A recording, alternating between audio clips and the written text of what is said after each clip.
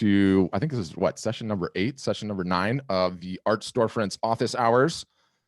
Your questions answered live. And I want to start off, and Taylor, will you just let me know that the audio is working okay for Facebook? I wanted to start off just at the top with a quick little display about Instagram and Instagram Live particularly, because they've really advanced their technology recently, and it's pretty amazing actually. So I'm going to go ahead and share my screen. This is going to be a little bit crazy and busy. Okay, let me get this phone. Oh, of course, it knocked out my phone. Shoot. All right, well, we'll come back to that. We'll come back to that and we'll just get right into the questions. Yeah, and so while everybody's on here, make sure that if you have a question, to raise your hand. Taylor has been posting a link in there in the chat little window for you to show you how to do it if you haven't been here before and you're not familiar with it. So go ahead and do that, and then we're asking everybody to have your question ready, we're going to try to get right into the meat of the issue with as little of rambling as possible. So that way, this was requested by the members after the last meeting, so that we can kind of cycle through faster and make sure that everybody gets their questions answered. So we're going to try. Patrick and I will try to move things forward as quickly as we can. And obviously, we are doing these. We have a new show time. If you guys didn't notice, the schedule is now Tuesday and Thursday. Every Tuesday and Thursday, not Friday. So Tuesday and Thursday at this time, which is 11 Pacific, 1 Central, 2 Eastern. Okay. You got it. Do you want to get into the first question? I'm still monkeying around. Yeah. Well, before I do that, I just want to make a quick announcement. It's actually just a reminder announcement. If you have not seen it, Art Storefronts members are all getting an exclusive print discount right now if you are using the fulfillment with Bayphoto or Graphic Dimensions, and it's about a total of 15% off. It's automatic if you are connected to either of those. You don't have to do anything. If you want to buy any prints wholesale to get shipped to you directly, you can do that as well in your self-made orders. And even if you're self-fulfilling for any reason and you want to just buy directly from one of our internal websites, you can go to asfprints.com and buy something there. The purpose of that discount is the whole concept of when we're telling you guys to discount, or maybe advocating for you guys to discount, we want to discount too. So it's a whole partnership, right? So we got this discount done so that it gets passed through to you guys, so that you guys can potentially pass it through to your customers by offering some sort of a, pandemic sensitive type of discount right now, if you want to do that. That was requested by a big handful of members who want to do that. And so that's what got it pushed through. So that's been active since last Thursday, and it's going for 2 weeks, right? So in other words, it will end a week from this Thursday. All right. So it's a good time to, if you want to run some sort of a sale and give your customers a good deal, it's a great time to do that, to try to get some business going. So I'm sure we'll talk about a lot of different creative marketing tactics during this whole thing, but that's one that you can utilize right away. And you want to just jump right into the Facebook ads question, because we kind of teased that before we were live, and sure, I think it's worth discussing. So if you guys have been on any of these things before, you've heard me talk about this, but the question was, is now a good time to do Facebook ads, by Laura Ganarelli. Yeah, and we are in such an extraordinary time right now. There are more people online than ever before in the history of the world. Full stop. No two ways about it. I have a close friend that I went to high school with that's an executive in Facebook's video department, and she legitimately said there are so many people on Facebook right now that they are terrified every day of the servers crashing, and they're not being able to keep the application and the network up. So that's a thing. So even more to add to that, and especially, is it a good time to be advertising on Facebook? You have this weird situation, more people online than ever before. And then you have another situation where the marketing budgets are tanking of so many organizations. And so there's even less ads in the ecosystem. And so that's creating an absolutely unique opportunity to advertise on Facebook. That's number one. And this is why it's a yes, but. So is it a great time to advertise on Facebook? Yes, but it's hard. It's hard right now because of the economic climate, because of the fear and all of that. And so you really have to be creative with your ads and creative with your ask. And, you know, we are still seeing, which is just so encouraging. We're so fired up about it, but we're still seeing a tremendous amount of art being sold on a daily basis. And so it absolutely makes sense to go for it. But I think if you go for it just saying like, I'm going to put my stuff out there to cold traffic, to warm traffic, to whatever, I'm going to try to go for a sale immediately. If you go into it with 100% getting ROI immediately, it's going to be hard. It's going to be hard to do that. If you go into it saying, I'm going to go for this sale, I know art is selling and I might sell some, but I'll also take a ton of new fans, a ton of new followers, a ton of new email addresses, and you go into that with that being your objective and having that be your expectation and your mindset, I think you're in a great place. That's what I would say. Yeah, and I think like the way that we're doing it as a business, right, for art storefronts is like, it's kind of brand building. You know what I mean?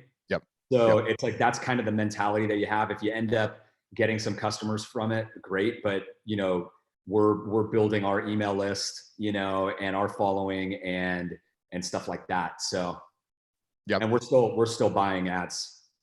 Yeah. And, you know, there's this thing is going to end.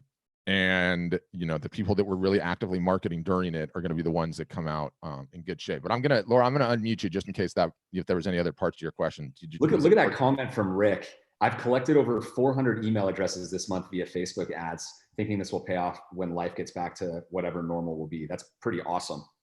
Obviously, it always depends on the cost, but the fact that you're getting the email addresses and they're opting in shows that, you know, that it's probably quality traffic. So that's nice. Okay. So and Laura, you're unmuted. So if you want to go, we can probably hear you. I'm sorry. Hey, Laura, what's your question? Uh-oh, she's having audio issues. She just unmuted herself, I think. Unmute. Let's try again. Laura, are you there? Okay, yeah, I'm here. Okay, go ahead. So, so I'm planning to do 3 each month. I'm doing a giveaway, and I'm not getting a lot of people to sign up, but I haven't done any Facebook ad along with it. So I'm just kind of curious if I have to do the Facebook ads in order to get more more leads on these on with the giveaways. And also I've started to do, I only did it twice last Sunday, showing how I'm making a new product. And I got about 40 people at each little live session. Is that a good number or not? Yeah, it's a great number. Are you doing that on Facebook or are you doing that on Instagram? I'm doing that on Instagram, and Wonderful. I just started doing it. And then after each one, I've been sending them a little thank you in the thing. And then I just said, sign up for the next one. So I think different people are showing up. So I think I'm going to keep on doing it every Sunday at the same time, and just kind of showing the process and showing the mistakes too, which is all part of it. What do you think of that idea? Yep. And we're going to mute you now, and then we'll answer that. Yes. 100% great idea. I think honestly, the arbitrage that's available for Instagram Live right now is absolutely tremendous, like nothing I've ever seen. And we can get into some of the trade craft of it, which, you know, I think is actually pretty important. And I'll probably just show that right now. Let's just see if I can show this. What she just mentioned is an amazing, amazing technique that you can do, because you guys let me know if my screen's showing. Is it showing? It is, yeah. Okay, it's a little bit of a mess and I apologize for that. Here you are up at the top and you can see it says your story, right? And just like this was a live that turned into a story. And so you can see in the bottom left-hand corner, you see how there's those 88 people. And so I click on the 88 people, and here are all the people that were on that stream, right? Like, you know, for a lot of people, and I should back up by saying this, if you have a large Instagram following, and again, Rachel, directed at you, it is very, very easy to get a tremendous amount of people on your stream, right? If you don't, then it ends up being crickets because you just don't have that many fans. Now I can talk about some strategies to get around that, but this sort of ties into that. Is like, even if you have like 7 or 8 people on your stream, you just come here, and again, let me just show you one more time so it's easy. You just come right in here, your story, and you go to this little thing in the bottom left-hand corner, which shows how many people were on it. And these are all the people that were on it. You can just, as simple as this, one click, and I can send that person a message. Thanks so much for watching the stream. I really appreciate it. So what a fantastic opportunity to come in here after the fact and just do serious hand-to-hand combat and get things going. And I would also say further, the fact that you can right now leverage Instagram live to essentially have a video chat with somebody one-on-one, and we'll try to demonstrate that a little bit later if my phone isn't so finicky, is an absolutely fantastic way to do co-branding type of experiments or co-conversations with other people that, you know, they have some followers you'd like access to, you have some followers they'd like access to. Hey, let's do one of these chats together. We're going to talk for a couple hours and just do it. And you hold the phone, and Instagram's technology is so fantastic on this. And once more people figure it out, my guess is their servers will blow up and not be able to do it. But right now it is a gold rush. So that would be the answer on that one. And Nick, you've done a couple. I mean, you did one with how many guests this weekend? I don't know how many total ended up being on it at the end of the day, but it was. No, how many people you interviewed? Like you? Oh yeah. I talked to at least, I want to say 8 to 10 art storefronts members on Saturday morning, answering questions. I think it was mostly people who couldn't be at the session on Friday. So yeah. So yeah. Incredible arbitrage. Really highly recommend people do it. Okay, next. Well, hold on. Yeah. For Laura, if the big problem that you mentioned there that needs to be discussed is that if the giveaways are not working right off the bat, like you said, you've done a couple of them, and you talked about doing Facebook ads. You don't necessarily need to do Facebook ads. That's one way of doing things. But if you don't know who your target audience really is, you might end up spending a lot of money. You're going to hear me say this a lot today, guys. It's definitely a common pattern, but what you should do, what you need to be doing is you need to make sure that you're fishing in other ponds, not just that one pond, which is your current email list and your current social following, right? And the way that you're going to do that is by following the resource that we have for Art Storefronts members. It's called the Ideas for Generating Leads, right? And it's an aggregation of all the tactics that we've suggested and that Art Storefronts members have done on their own to generate leads. In other words, to like fish in other ponds. And so instead of having one giveaway, one fishing pond, which is your current email list and audience, I want you to have like 10 of them going. So I want you to work through that list and find the things that you can do right now. Some of them you obviously can't as a result of the pandemic. There's some in-person stuff, but the main one that we are advocating on there is the contacting the Facebook group owners and influential Instagram accounts. And we have a whole playbook for it. I won't go over the whole thing. It's in the show notes. Taylor, can you put that in the show notes? And it's on that list, and it's also in the pandemic response kit.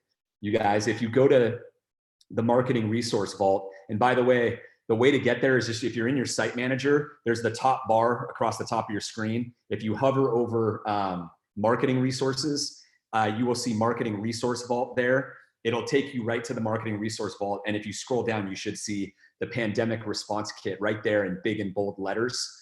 And there's a bunch of resources there that we are aggregating in order to give everyone everything that we've been discussing about this current time and what you should be doing from a marketing standpoint.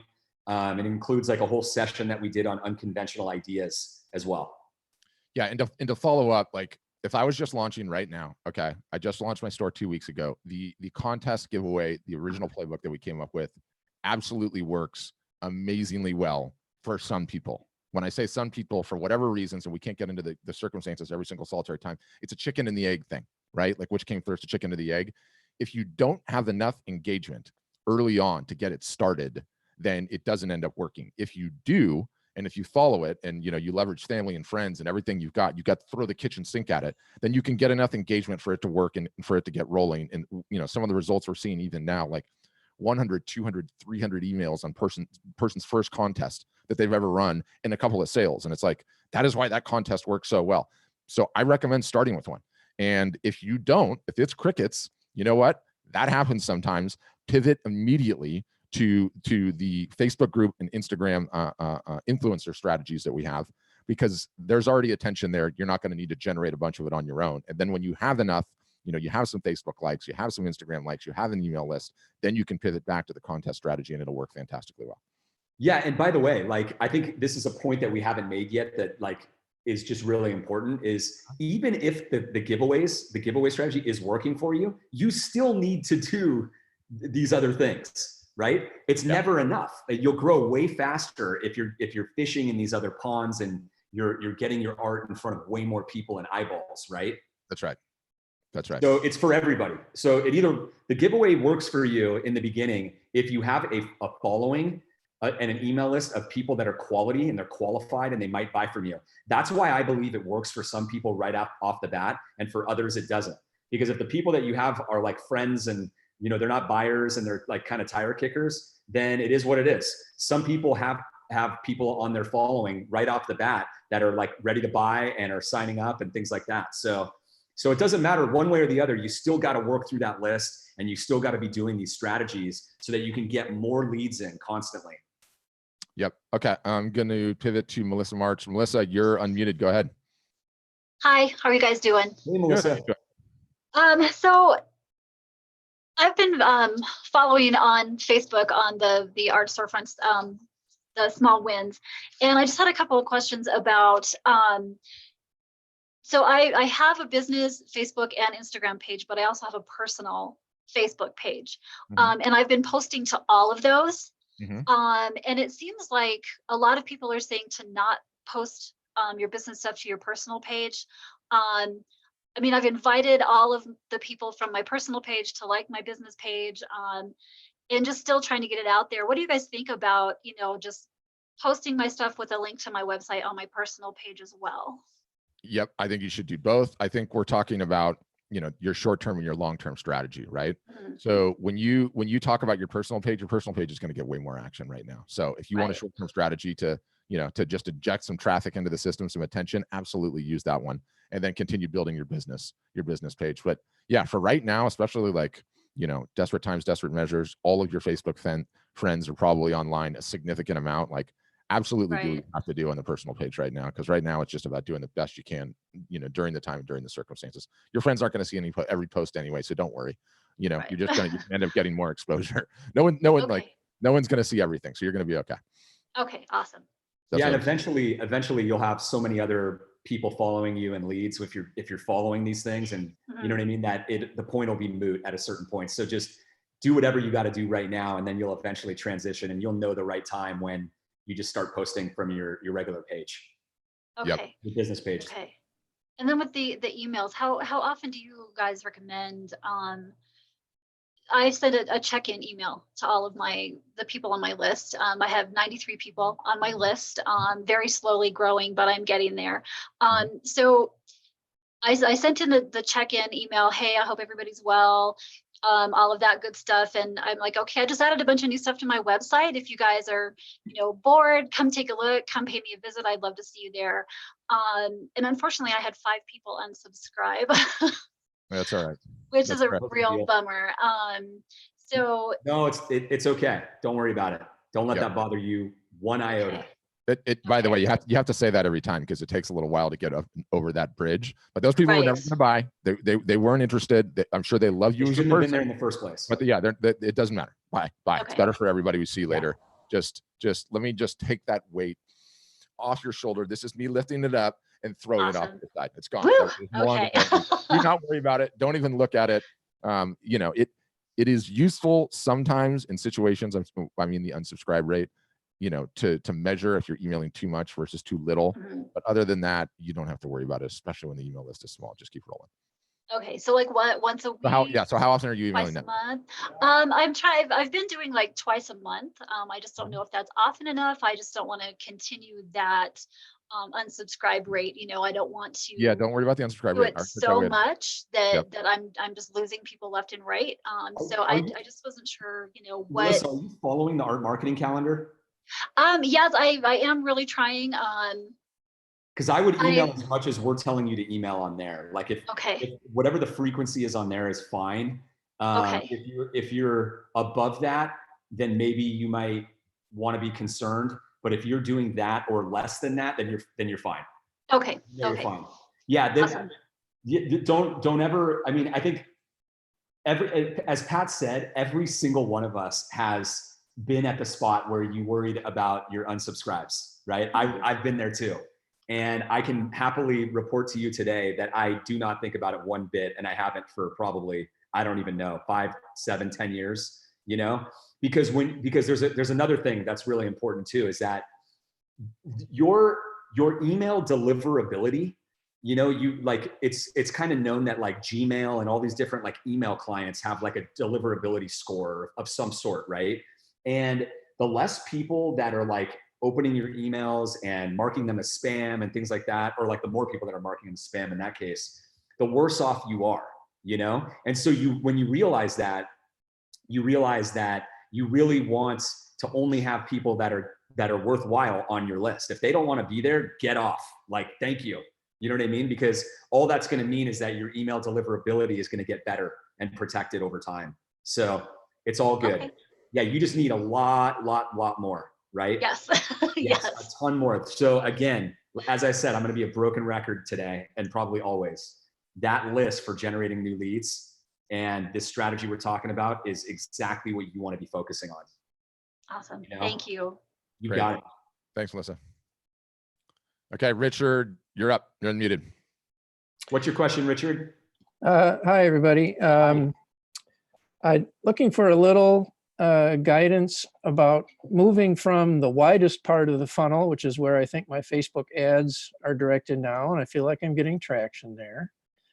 But I want to know how the quality or nature of my ads changes when I try to reach back to those folks now who've gotten familiar with me and so on. I haven't seen a clear description of how the nature of the marketing message changes, for example, and how to make sure I know I'm reaching the folks who have already made a first or second visit to my site. Thanks. Okay, so the first things first is let's make sure that the traffic you're bringing in is quality and worthwhile. So what is the contact conversion rate percentage, you know, of your Facebook traffic roughly from those ads? Do you know?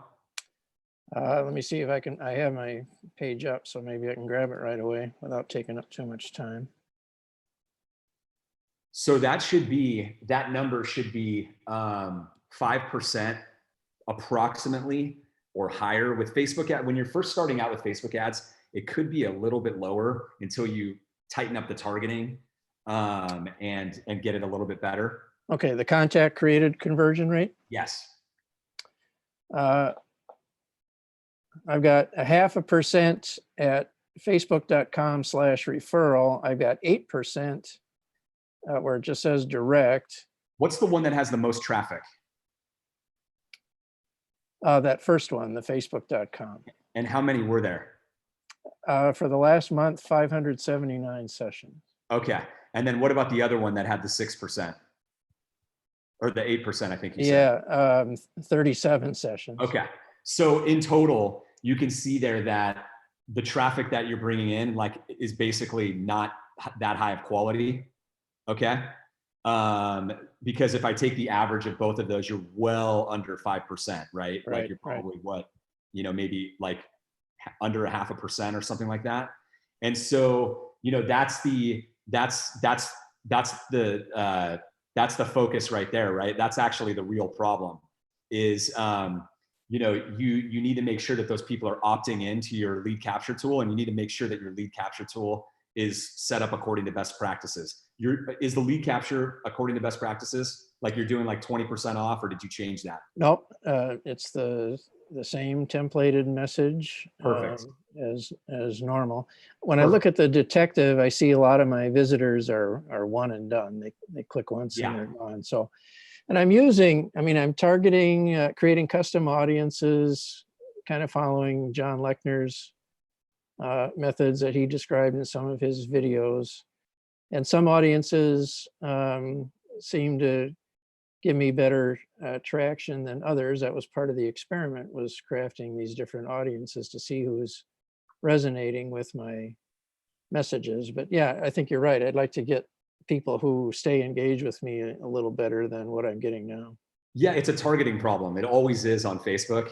You know, I mean, we are experts on Facebook ads. We've spent millions and millions of dollars on it. And I can promise you that it's always a targeting problem. I mean, even today we have our own targeting problems, you know? And so that's what you kind of have to hack away at in order to find, you know, the higher quality. And you'll know when you get it, because that contact conversion rate will go up. You know, you're ultimately trying to maximize that number because it's the first signal that tells you that you've got a quality audience coming in, and that will eventually, you know, purchase from you down the road. So that's the way. I mean, it's much too long of a discussion and to go over like every nuance of Facebook ads. But Pat, do you have any? Did you do something on this? Do you have a resource for him that we can pass along? Yeah, we do. Yeah, we do. And so I made the complete guide, Facebook ads for photographers and artists. Taylor, get a link to this and put it in the show notes, please. Richard, have you seen that by any chance? I may have looked at it once, but I'm glad for the refresher. Okay. Yeah, so the whole thing starts with a podcast where I advocate what my strategy is for most artists, where they should get started with Facebook ads. And then I literally walk you through, I think there's, you know, 8 or 9 or 10 videos that walk you through step by step every single solitary part of it. And you can watch the whole thing in a couple hours, and it'll severely level up your, Nick, entire advertising. 68 ASF members on this chat. Are we all target? I mean, if we all create our Facebook audiences the same, are we all hitting up the same viewers? Or, I mean, do we each have our niche audiences? Yeah, you have your niche audiences. It's meaning that means nothing. Got it. Yeah. And of the people that are on here, maybe 1 or 2 are doing Facebook ads. I don't think many people are. To cold traffic. Yeah. Okay, I see the link, Patrick. Thank you. Yep. Thanks, Richard. Okay, John Davis. Richard, ultimately, the way that you're going to get a high ROI on your ads is by finding people that like are specifically connected to your type of subject matter, as opposed to just like any high net worth individual, for example, right? So like that's where the targeting will really hone in for anyone that's doing Facebook ads. Yep. Okay. John Davis Held, you're up. I'm going to unmute you. Yeah, thank you so much. I appreciate it. No, it's a pleasure. Hey, John. Yeah, I've really appreciated all your presentations, and I just tore apart my website based on that. Our focus for the last year has been galleries. We've managed to go from 1 really good gallery to 3 good galleries in the last year. And hopefully they'll still be open for 5 months because they've been selling a lot of my art. Having reworked things, it creates some problems. For instance, galleries hate it when you sell prints of the work to their customers. They want these very unique. It's a little bit tricky making sure that all of our prices are set right according to the galleries, because we have one really good gallery who just never gives people a deal, they say. So, and we're not quite sure just what to focus on as far as fine art. Having done New York City Art Expo a year ago, a lot of people like my old children's book illustrations, whereas I'm kind of known for my skies, and lately a lot of my still lifes have been selling too. So I'd love to get your thoughts on that.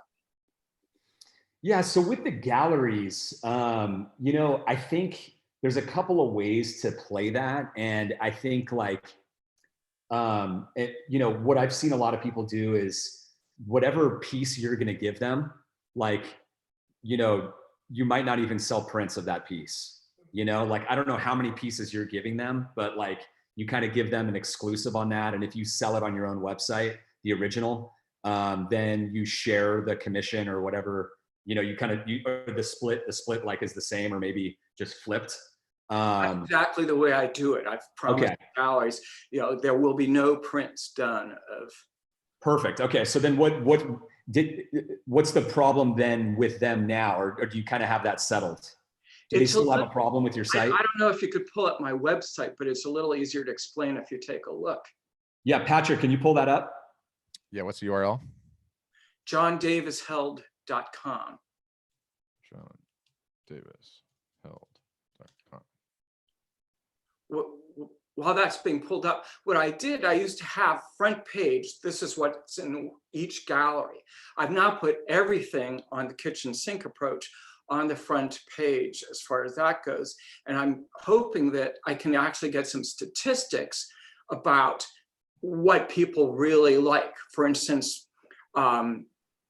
there's a still life on the right. There's a children's book type illustration on the second row in the middle. Some of these, as you can kind of see, like if you stop scrolling a little bit, you can see that like in the blue legs, for instance, kind of at the top, it says available at the gallery to May. I had to use the field for the size, which took off the caps, but this way, some of this stuff can go right to them. If you look at that on the middle of that boats, just prints essentially, because I own that piece. Sunswept is an example of where I could be selling this art myself. So I've tried putting everything there with the thought that it gives you some credibility to collectors if you're in nice galleries, I figure. But I don't know quite what your thoughts are as far as that goes. I'm kind of pushing the template a little far. Yeah, I have some sort of pointed opinions, if you will, on it. And you know, if you're selling well in the galleries, that's fantastic. And obviously the last thing you want to do is cannibalize that. They are a dying breed. They're going the way of the dinosaurs, most of them, not all of them. Like the good ones are going to survive, I think. And boy, as the boat is sinking, they are kicking and screaming and making demands that are absolutely outrageous. But you know what? They can do that if they're bringing you attention and they're bringing sales. I use the analogy of, he's an artist on our platform, Matthew Laka. Okay. And he just did a show, I think like 3 months ago now in Canada. He sold, I think all in, he's a little bit over $100,000 worth of his art on the show. And he had to do the 50-50 split. That was a split that he had worked out with the gallery. The gallery does not like him selling stuff on his site at all. They complain about it repeatedly. He's told them to pound sand. And what was interesting is, and I have a playbook that we ran for his pre-show that needs to be released. I need to say that. But what we found is that he's very active on social media. He's got 60,000 Instagram followers, I think 20,000 Facebook followers, a healthy YouTube channel. He brought the majority of the buyers in. A little bit over half of the buyers that bought that $100,000 worth of art at that gallery show, he brought. That was his list. And that's a very frustrating thing to then have to pay 50% to a gallery when they were your buyers that came in. So that was a very difficult situation for him. But I also, you know, see the value of being in a gallery. And for a guy like Matthew, and you're very similar in terms of your pricing, and you know, not necessarily the work, but the pricing can be up there. If you look at the gallery as just a way to get collectors back on your list, and you know that a gallery is going to bring those to you and you're going to figure out a way where you can grab them, I think the relationship makes a ton of sense. But I think if you are working on building your website traffic and building your social and building your Facebook and spending a ton of time on that, once you have it is such a level of power. You have so much more leverage over the gallery relationship. It's crazy.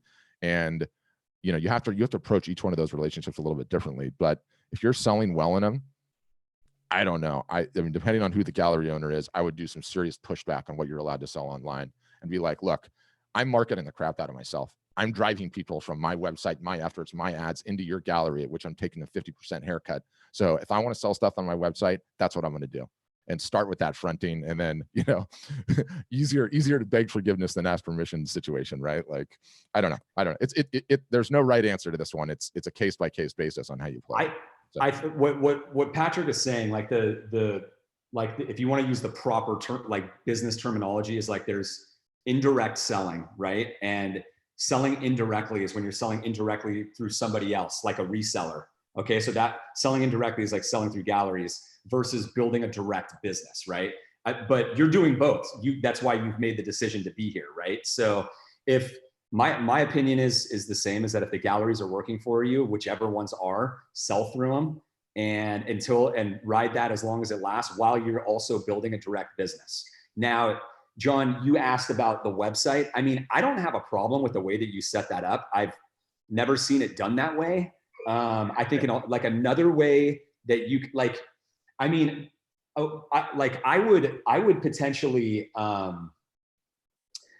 seen some people, well, something that you could do is you could you could put those images specifically that are sold in the galleries in like a gallery section, you know, on the navigation menu, and have a hover. And it's already there. What's that? It's already there, because Yeah, and what was the homepage is now the gallery section. got it. Okay, so well, I mean, what I was thinking there is that they might not have the prominence on your homepage, you know, because you're selling the stuff that you're marketing and you're spending your time and money on, right? And so if somebody went up there and found it and they end up buying it, great, whatever, right? But it's not necessarily in your main thing of images. Now, you would make the decision to have it in your main thing of images if you believe that you're getting some sort of brand credibility, like you mentioned, right?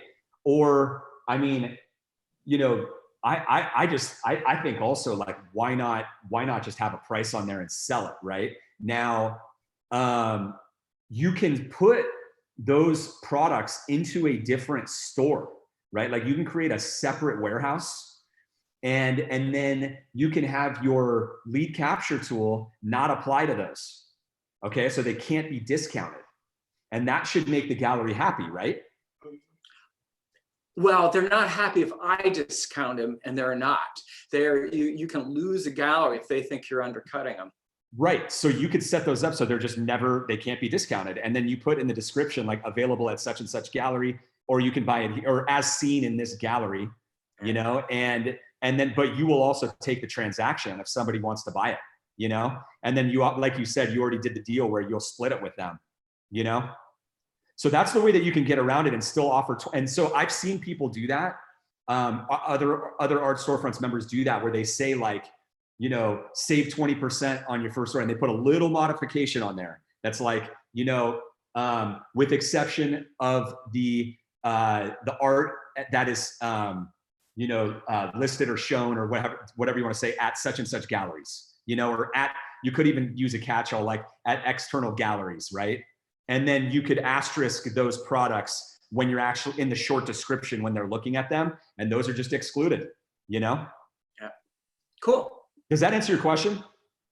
It does. I really appreciate it. And I probably ought to move on, but if got any words about advertising and fine art connoisseur with your guys' experience, others might be interested in too. In the magazine? Yeah. I have never seen anybody do that. Gosh, it's been a long time. I mean, I don't know a single art storefronts member that has done that. I've done a lot of print advertising in my day, back in the day. I kind of stopped and did everything digital for many, many years now. I don't know if the art, I mean, what does it even cost to do one in there right now? It's pricey. It'd be a long-term thing. They've got 20 billionaires. They've got, you know, the 1% really like it. Some artists have, it's really pulled them up to the next stage where your price level gets tripled because you've become a name and a brand, and that's not a bad thing. It's something we're considering. Yeah, I mean, send us the kit that they sent you, the rate sheet. I'd like to actually see that. Yeah, we're happy to work through that with you. If you want to get all the details and, like, think about what you're considering, post it in the small wins group, and then you know, our team can notify, like, Patrick and I when you do that, and we can look at it, because there might be something that they offer that might look good. You know, like sometimes, like, you know, they might have like a certain type of an ad, and you might be able to talk to them, and you can, first of all, you can always negotiate with the magazines, always, you know. And definitely right now, let me tell you. Yeah, and yeah, I mean, the reason I stopped doing the print ads is because they stopped working. They used to work really well in, like, the early 2000s. And then over, like, 2005, 2007, 2009, they just stopped working. I mean, we used to, like, with my other company, Breathing Color, we used to advertise in, like, these photography magazines like Rangefinder, and I forget what some of the names are. I don't even know if they're in business anymore, frankly. But they worked at one point, and then they just stopped working. And I was like, geez. You know, and the other thing too is that if you really want to, like, if you're going to blind target, or I mean, like, blanket target a magazine like that, there might be a way of doing that differently online and get a better ROI for your money. I don't know. It's worth exploring. Cool. Thank you so much. There was two good notes too in the chat from Christina talking about performance clauses, and then also I think Chris had a very good point. So there's if you mouse to the bottom and there's like this little chat window thing, you should read those. I think those are good.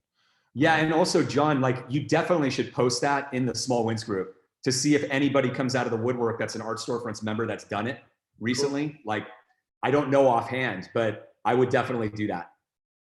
Cool. Okay. Nice notes too. Thank you, folks. Yeah, of thanks. Course. Okay, next up is Steve. Steve, gonna unmute you right now. Okay, you're good. Hey, how you doing? Can you hear me? Yeah, we got you. Yes. How you doing? Hey, Steve. Awesome. Thanks. Thanks for doing this, you guys. It's really helpful, especially when this downtime. I really had two questions, so I thought I'd throw them out first, and then we can clarify them later. One is probably fairly simple: is MailChimp. What's the difference between a free account and a paid account? Because I used to do Constant Contact, and it seemed like I got a higher hit rate, but I had to pay to be in Constant Contact. And that's just a small question. The bigger question I want to ask is, I was going down a trade show route this year, partly from different advice I've gotten from you guys, and so it got canceled, of course, like everything else. And then they reached out to me and offered me every attendee's email. Which trade show was it? It was International Lingerie Show in Las Vegas. My art is somewhat sensual, but not really. I mean, it's more playful than, it's not exotic or erotic or anything like that. But I was trying to get into a new market, and I was looking at, based on our conversations online, small wins, who's your audience, and so I thought, oh, what the heck, I'll go down there and see what happens. So I'm not really sure about the audience. What did they want to charge you for that? It's $1,000 for 1,900 emails, and that's limited information, like just the email and the company name and the person's name, and then $1,500 for 1,900 emails for geography and all that other stuff. Yeah, so I'd call them back right now and be like, look, this COVID thing, pandemic is on. I know your business is hurting, my business is hurting. I'll give you $250 for all of them. Oh, really? Just counter offer them? Yep. Yeah, and I'll tell you this too. I guarantee you, the guy the company that's reaching out to you, it's the same company that sends me these all the time for years, and because there's these big trade show companies. We've bought them. I bought a ton. Yeah. We went through this. I mean, Patrick and I, this years ago, and we bought a bunch of them from like the Framing Expo and this show and that show, and they never panned out. They were worthless. Really? They were totally worthless. Yeah. And but I actually think it's worth a shot. I think it's worth a shot for $250. I think it is. I think it is for that price. And here's the thing: it's a digital product for them, so they'll take whatever they can get at the end of the day. They don't care. Honestly, they may say no, and then they may say last chance, and then just hit them on that last day and just say, "Hey, I've got the 200. It's all I can do. I'm just a photographer over here, right? Or are you a photographer, Steve, or a painter? Painter. Painter. Okay, yeah, I'm just a painter here. That's all I can afford. I mean, you could even go lower. They'll probably do it, Yeah, and then not only that, don't be afraid to stand on it either. If they say, "Yeah, sorry, we just can't do that," shut up. Don't say anything else. Say, "Okay, that's just too expensive for me. I just wanted to give it a shot. Hope to do business with you guys in the future." And then watch. They'll be back. They'll be back. They'll be back, and you'll get it for that price. Now, the overall point of you may run into this or you may not, but there's just such a big difference between people opting in to your list versus just like cold emailing them out of the blue. It's like, that's what you're going to find. People are going to be like, what is this? I didn't sign up for this, Right. And so you're going to get a lot of that. You could get some flack from the emailing companies as well for like uploading a list of people that didn't opt in. So you have to be careful with that. You might have to email them like through Gmail. Outside of like MailChimp, I would recommend maybe doing that on your first one. If you get the list, come back, report what you did, and then we'll give you the full tactical playbook. Yeah, there's a tactical for you. You got to scrub the list first. Yeah. We'll go through the whole thing if you end up buying it. It's yeah. And then your bring first it back question, to the workshop. MailChimp free versus paid. It's just a list thing, and there's nothing different going on there with like deliverability. Not So- deliverability. There's bells and whistles. It's worth going paid. This is gonna be your main email product. It's worth going paid. There's a number of different things. Well, we could probably, Taylor knows better because I haven't been poking around in that thing in years. But this is just a cost of doing business. You got to do it. Okay, yeah, because Constant Contact I was paying for, and it just seemed like I had a higher hit rate. Certainly more feedback. Like I'm doing a giveaway right now, and I've had 3 people come back to me, which I don't know if that's good or bad. Yeah, I mean, when you're dealing with like, giveaway. it depends on how big your list is, because if you don't have enough people on your list, you're not going to have the statistical significance. You know, I think MailChimp is way more legitimate. They're $1 billion company than Constant Contact. Constant Contact's, you know, it's been around for a while. I'm not saying that they're not legitimate, but that wouldn't be the reason. It wouldn't be like the reason why the performance would be different. I don't think every email is different, and in order to do apples to apples, you'd have to send one in one and one in the other. You know what I mean? And then like probably do that test quite a few times to really see. I mean, we've done this ourselves on a lot of different platforms. Sometimes we think that that's happening.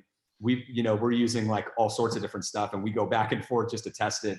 And every time that we do, nothing ever happens. We kind of always go back to the main one that we're using, you know? Yeah, it's a wash.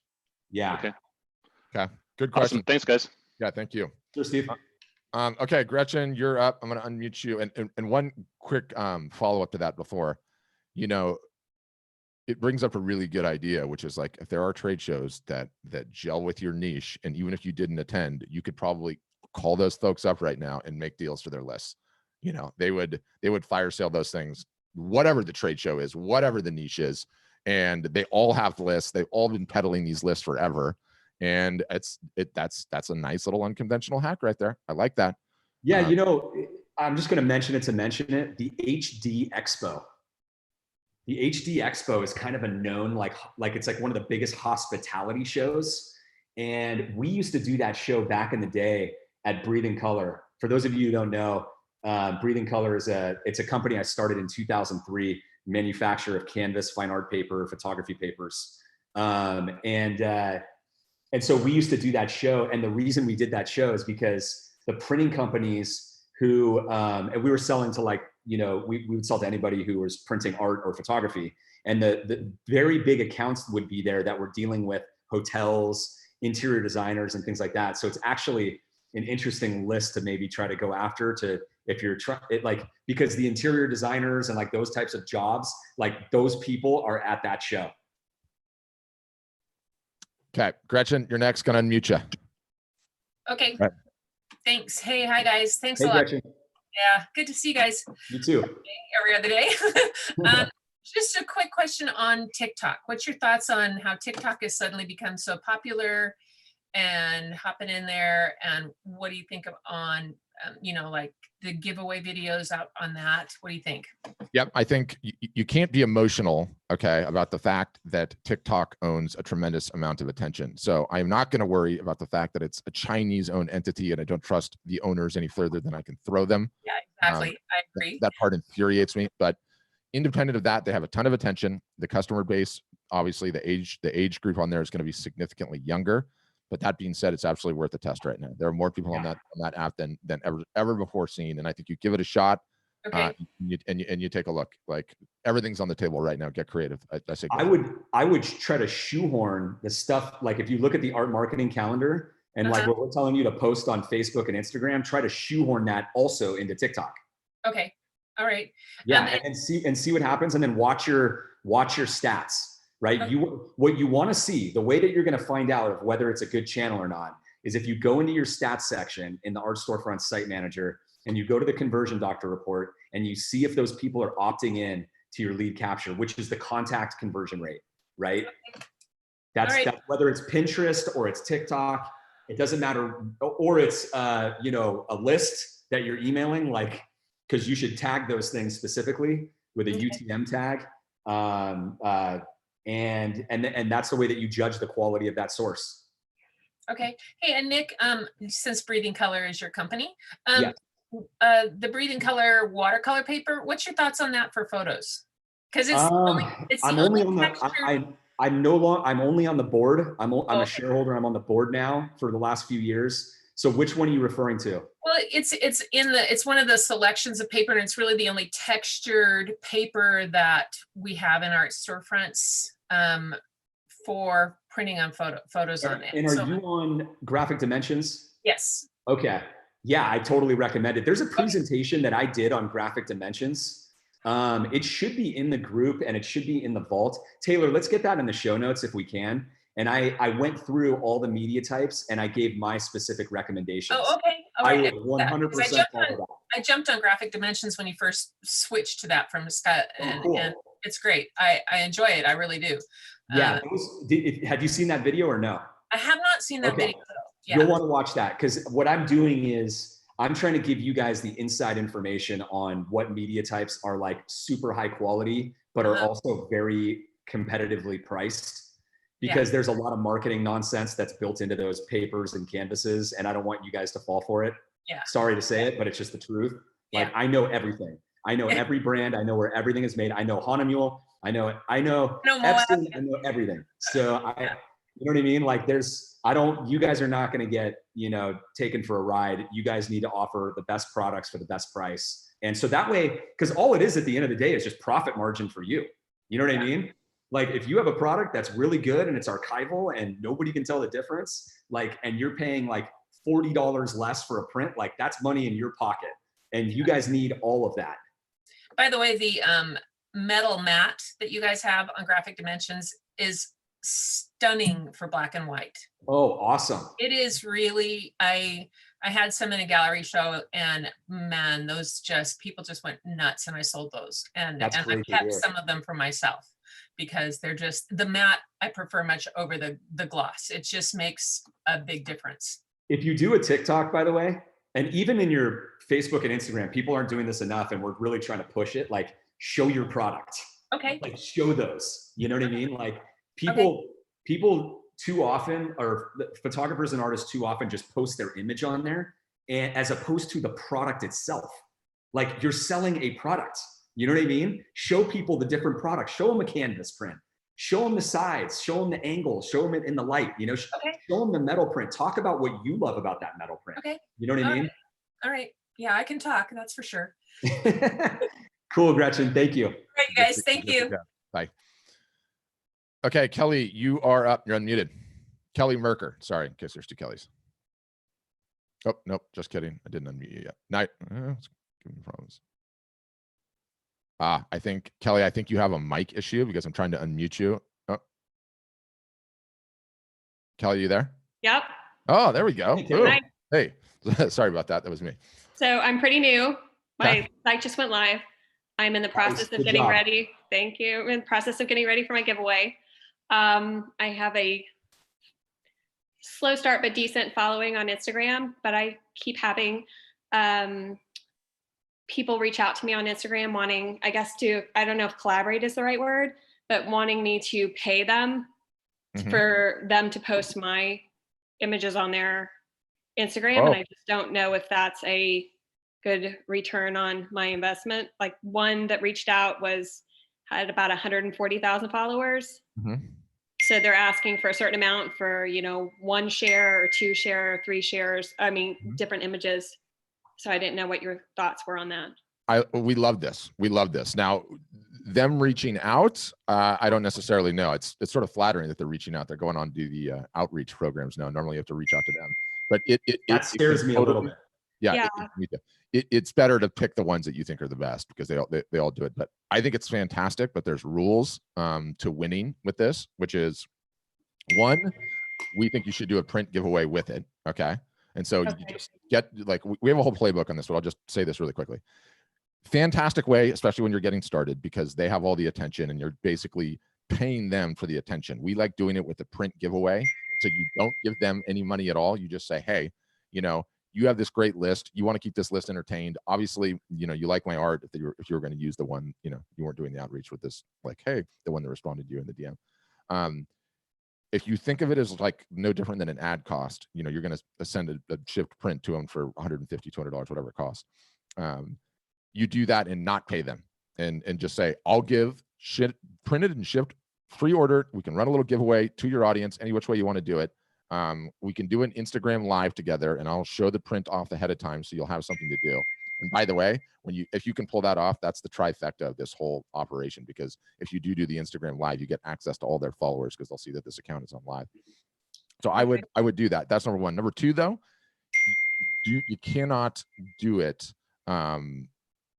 just on a one-off basis and think you're going to nail it, right? Because what's going to happen is there's some that are out there that have huge follower accounts and some that have less follower accounts, and you don't know which one has the followers that you're concerned with, right? The people that would potentially buy your art.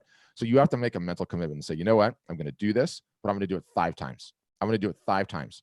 And I'm willing to give away 5 prints, or I'm willing to pay the fee if I'm not going to do the print giveaway 5 times. And what you'll do in that situation is, yeah, 1 will be a dud, maybe 2 will be a dud, maybe 1 will be in the middle, and then 1 will just be a home run. And if you go at it just once, the odds are not good that you're going to find the home run on the first one. Unless you have that kind of luck. I don't have that kind of luck in personal life, but you do it the 5 times, you'll find a winner. And then the goal is, once you find a winner, develop a really awesome relationship so you can go back to the well once a quarter, right? Once a quarter all year long. And then especially go back to the well when you have a big sale going on and you have everything, all guns blazing, discounts, everything else. So that's what I would say on it, but totally like the idea. Yeah. And Kelly, this, what we're talking about here is there's a playbook for this that we have. Okay. And it's what I was referring to earlier. It's this Facebook group / Instagram account, approaching them. And it's in the show notes, and it's in the ideas of how to generate leads. What's happening to you is this is like a reverse of it, where instead of what we're telling everybody to do is to find these accounts and contact them and do this. Right. You've got the reverse happening where they've contacted you. I'm a little suspicious. And the reason being is because you can go to websites like Fiverr and buy followers, and these guys can buy these followers and make it look like their account is legitimate, and it's not. And then they're just going around and they're taking advantage of people like you. So what I would do is ask them for maybe 5 referrals, I went and started looking at, because they have a different variety of things. It's not just art. And I would think that those sites that are primarily just art, most of the people following them are other artists, and that's not really who I want to be marketing to. So this one has a variety of things that they're posting, and it's called Interiors for You, I believe this. So I started going back and looking at some of the other art that they posted, and I went to those people's Instagram, and they're saying they guarantee, 500 followers with if you post once with them or something like that. But I went on to one person's Instagram who had posted with them previously, and they only had about 300 followers. So I'm thinking it's probably not the most legitimate. Yeah, I would probably watch out until you are able to verify with at least 1 or 2 other artists, or photographers like you, that they've done it and it worked. Okay. Yeah, so that's what I would do. And that brings up a really good point too, is like you can just go back and see some of the art that they shared earlier and then go to those accounts, send that person a DM. Hey, did you get any traction on this? But this is also, see my earlier point, where you have to do it 5 times. The reality is that there's so many of these people that are out there, and a lot of them have huge followings, but for you guys, 2 or 3 people that would end up becoming collectors and buy 5 or 6 pieces over the next 20 years, all of a sudden that is a tremendous ROI if you can pull it off, right? So you have to do it a couple of times, like, even you're talking about outreaching though, not them coming to you. Yeah. I mean, either or. Like the point is, like, they could have bought a bunch of followers. They have these little like Instagram groups where the rules are, anytime you do a post in the group, everyone in the group has to like it. I can't remember what they're called. They're called farms. There's a name for it. Anyway, I'll come to it in a second. So there's so much shenanigans that goes on, right? And I have a buddy, okay, that I helped him out with some marketing. He's a friend, grew up with him, and he paid an Instagram influencer that has 3 million followers, $15,000. Didn't sell a single solitary thing. Sold 0, not 1 sale off like multiple posts and stories. And those stories are out there, right? So like, why did he lose? He probably could have made it, but he lost because he just went all in on one guy. You have to do the 5, right? You have to do the 5, have the basis for comparison, and I think it would really work. So yeah. And Pat mentioned, the print giveaway, like doing the giveaway with these people. That's in the playbook. He said $150 to $200 per giveaway. That is not what it will cost. I just want to make this clear. When you are doing a lot of these, you should look at doing a giveaway of a photo paper, print potentially. And if you don't know whether this thing might have to ship international, you should definitely have it be a rolled print, not like a framed or, a stretched canvas, unless you want to, but the shipping on that is going to go up. Shipping a rolled print is very, very cheap. And it's like a fixed price no matter what the size is. So if you offer you can offer like a 20 by 30 photo paper print, and even like a watercolor paper, like the one we were just talking about. There's a Breathing Color 600 MT, and there's also a Kodak smooth fine art paper on graphic. Both of those are on graphic that are really competitive. And a 20 by 30 is a really good size print, but it might only cost you like $25. Do you know what I mean? So you should look at what's a good offering and then try to do a lot of these, and that way you're not going too all in on one, and you're getting a lot of lines in the water. Okay. Does that make sense? Yeah. Great question, though. Thank you. Good question, Kelly. Thanks. Okay, Mark, you're up. Hey, Mark. Okay, can you hear me? Yes. Can you hear me? Yeah, we got you. I got some headsets on here, and I wasn't sure if the mic worked or not. But I have been wanting to kind of get a little bit of a quick review from you guys about my stats. And I think I talked to you once before about what I've been up to. And I started doing your recommended procedure about romance marketing, maybe do an ad here and there, and keep up with that. And I've had really good success with that. And like in the last month, I've had over 220 emails sign up for my MailChimp account. Excellent. But Good work. if I gave you some information here, I could do it, because I'm looking at my phone here, and I pulled it up on my phone so you guys wouldn't have to pull it up. But I'm trying to pull it up as you're talking, but go ahead. Let's just say, with all this effort that I've been doing, I've noticed a vast increase in terms of the interaction I get from people. And I only started doing this about the middle of February, I think. Okay. End of January. And my stats have gone really through the roof, kind of, compared to what happened when I first started. I mean, wasn't getting any activity. Mark, is there any chance you could, I think if you unzip your zipper a little bit, so I think it's catching your microphone. Oh, the touch, so we can hear you better. There you go. I'll just pull it out. Oh yeah, much better, much better. Thank you. I give you the gold chains here.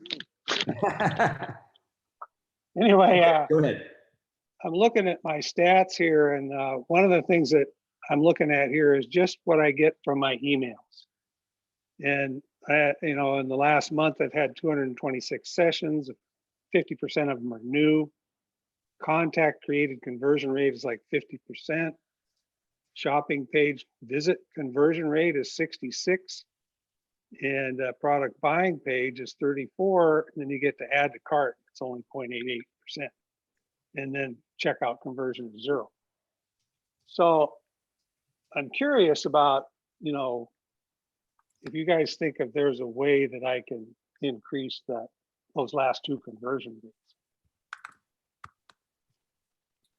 I'm pulling it up so I can see what you're seeing. I was looking at the fourth quarter of last year. Okay, so I'm just looking at all of this year. Is that what you're looking at?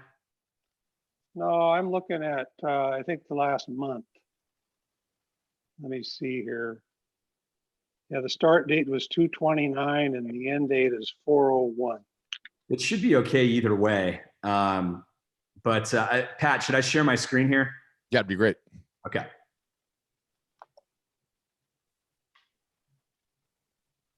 Okay, can you guys see this? Yep, we got it. Yep. Okay. That looks familiar.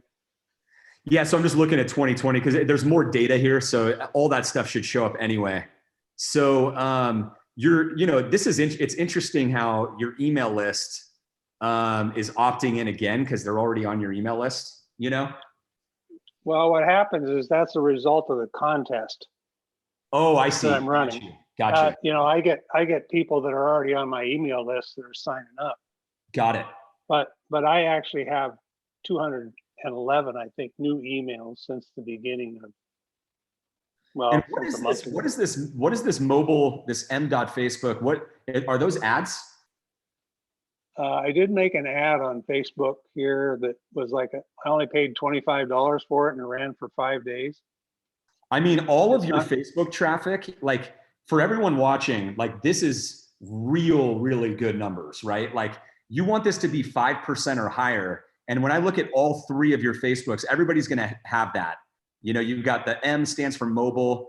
There's the regular Facebook and the L. Pat, do you know what is the L again? Yeah, it's That's sort of business. a mixed up bag how they send it all. And I don't even think they ever send it all cleanly. So you pretty much just have to look at it in entity. Mobile is definitely the mobile. I'll Google. I can't remember. I've Googled in the past, but I don't think any stock should be put in anything aside from the M dot. But in general, like all of your Facebook is converting really well, you know? And that's a really good sign. So whatever you're doing there, like just keep doing it. Keep doing it. I know I'm not answering your exact question. I'm just telling you what I see. Well, it's mostly daily posts. Sometimes I post fun stuff. Like I posted a video that I made in a gallery showing I did a while back, kind of vanity posts, pictures that I've done, and don't put any links on them to my website. I kind of find that when I put a link in there, that sometimes Facebook cuts the feed off on those. At least that's my opinion. No, it's not opinion. It's fact. It doesn't mean you don't do it, but yeah. I don't like. So, I'm concerned that your direct traffic, you know, right here isn't getting any add to carts, because that should be like some of your most qualified traffic. That's a little weird. Pat, do you have any thoughts on that? Say it again. I was futzing around. His direct traffic is getting no add to carts. Yeah, very well could be a lot of him. We've said this before. Taylor, get a link for this thing again in the show notes. But this is the thing though, is that like just there's so a Chrome you extension that blocks it. Just so you know that like the Art Storefronts app, if you're logged in, it's blocking you regardless. So that little Chrome extension is not going to add that much extra, but it's good to have. Yeah, got it. So if it's not him, then you know it's a little concerning that nobody's buying on that. That's your direct traffic. I mean, so this is interesting here. You've got a lot of metal options and a lot of paper options, and the acrylic way more than I like to see. yeah, you know, I've gotten some comments from people that it's been kind of confusing to go to your buying page, and I've been thinking about doing two things, and one of them is to reduce the number of options here on the buying page, and then the other thing is to consolidate all my images into a larger collection, so when they scroll through them, there's not so many categories. Yeah, that might help. I see. I'm not in love when people change all of these because I know that they work, you know, by default. But I'm okay with that if you really feel like it's helping you. The media. I don't really know for sure. I did a thing where I made notes on all the changes that I made I make changes once a month. And I make notes about what I did, and I see if there's any kind of difference. But I think there's a conglomerate of things that are happening that are changing the way. That's the problem, you know, that could be a problem. But I don't think that necessarily, like when you say print image on, image size, choose additional styles. I don't think there's anything that's just stopping people there. But right off the bat, I think, you know, we take for granted, and especially somebody like you who's, you know, been printing art or photography for a while, right? Yeah. You said you were a Breathing Color customer since 2005 or in 2005? Yeah, I've been printing on Breathing Color papers, since about 2005, 2006. That's awesome. That warms my heart. Yeah. That warms my heart. And I've tried quite a few different papers, but I kind of settled on the Optica one because I like its crispness and its velvety look. I think it's just a gorgeous paper. But so I also print on some Moab papers too. But yeah, so the thing is that, you know, these papers and these products inside and out, and so do I, and so does usually most photographers and artists, and we take for granted how little the consumer knows.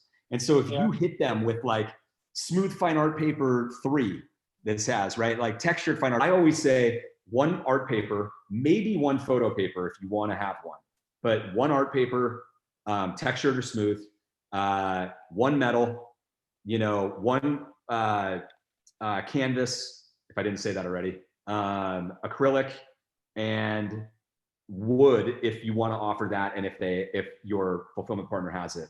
And that's basically it. I think Bay Photo does offer it. But yeah, I think that's a good way to look at it. I think your sizes, you're fine. I always recommend, I mean, you've cut this down pretty significantly.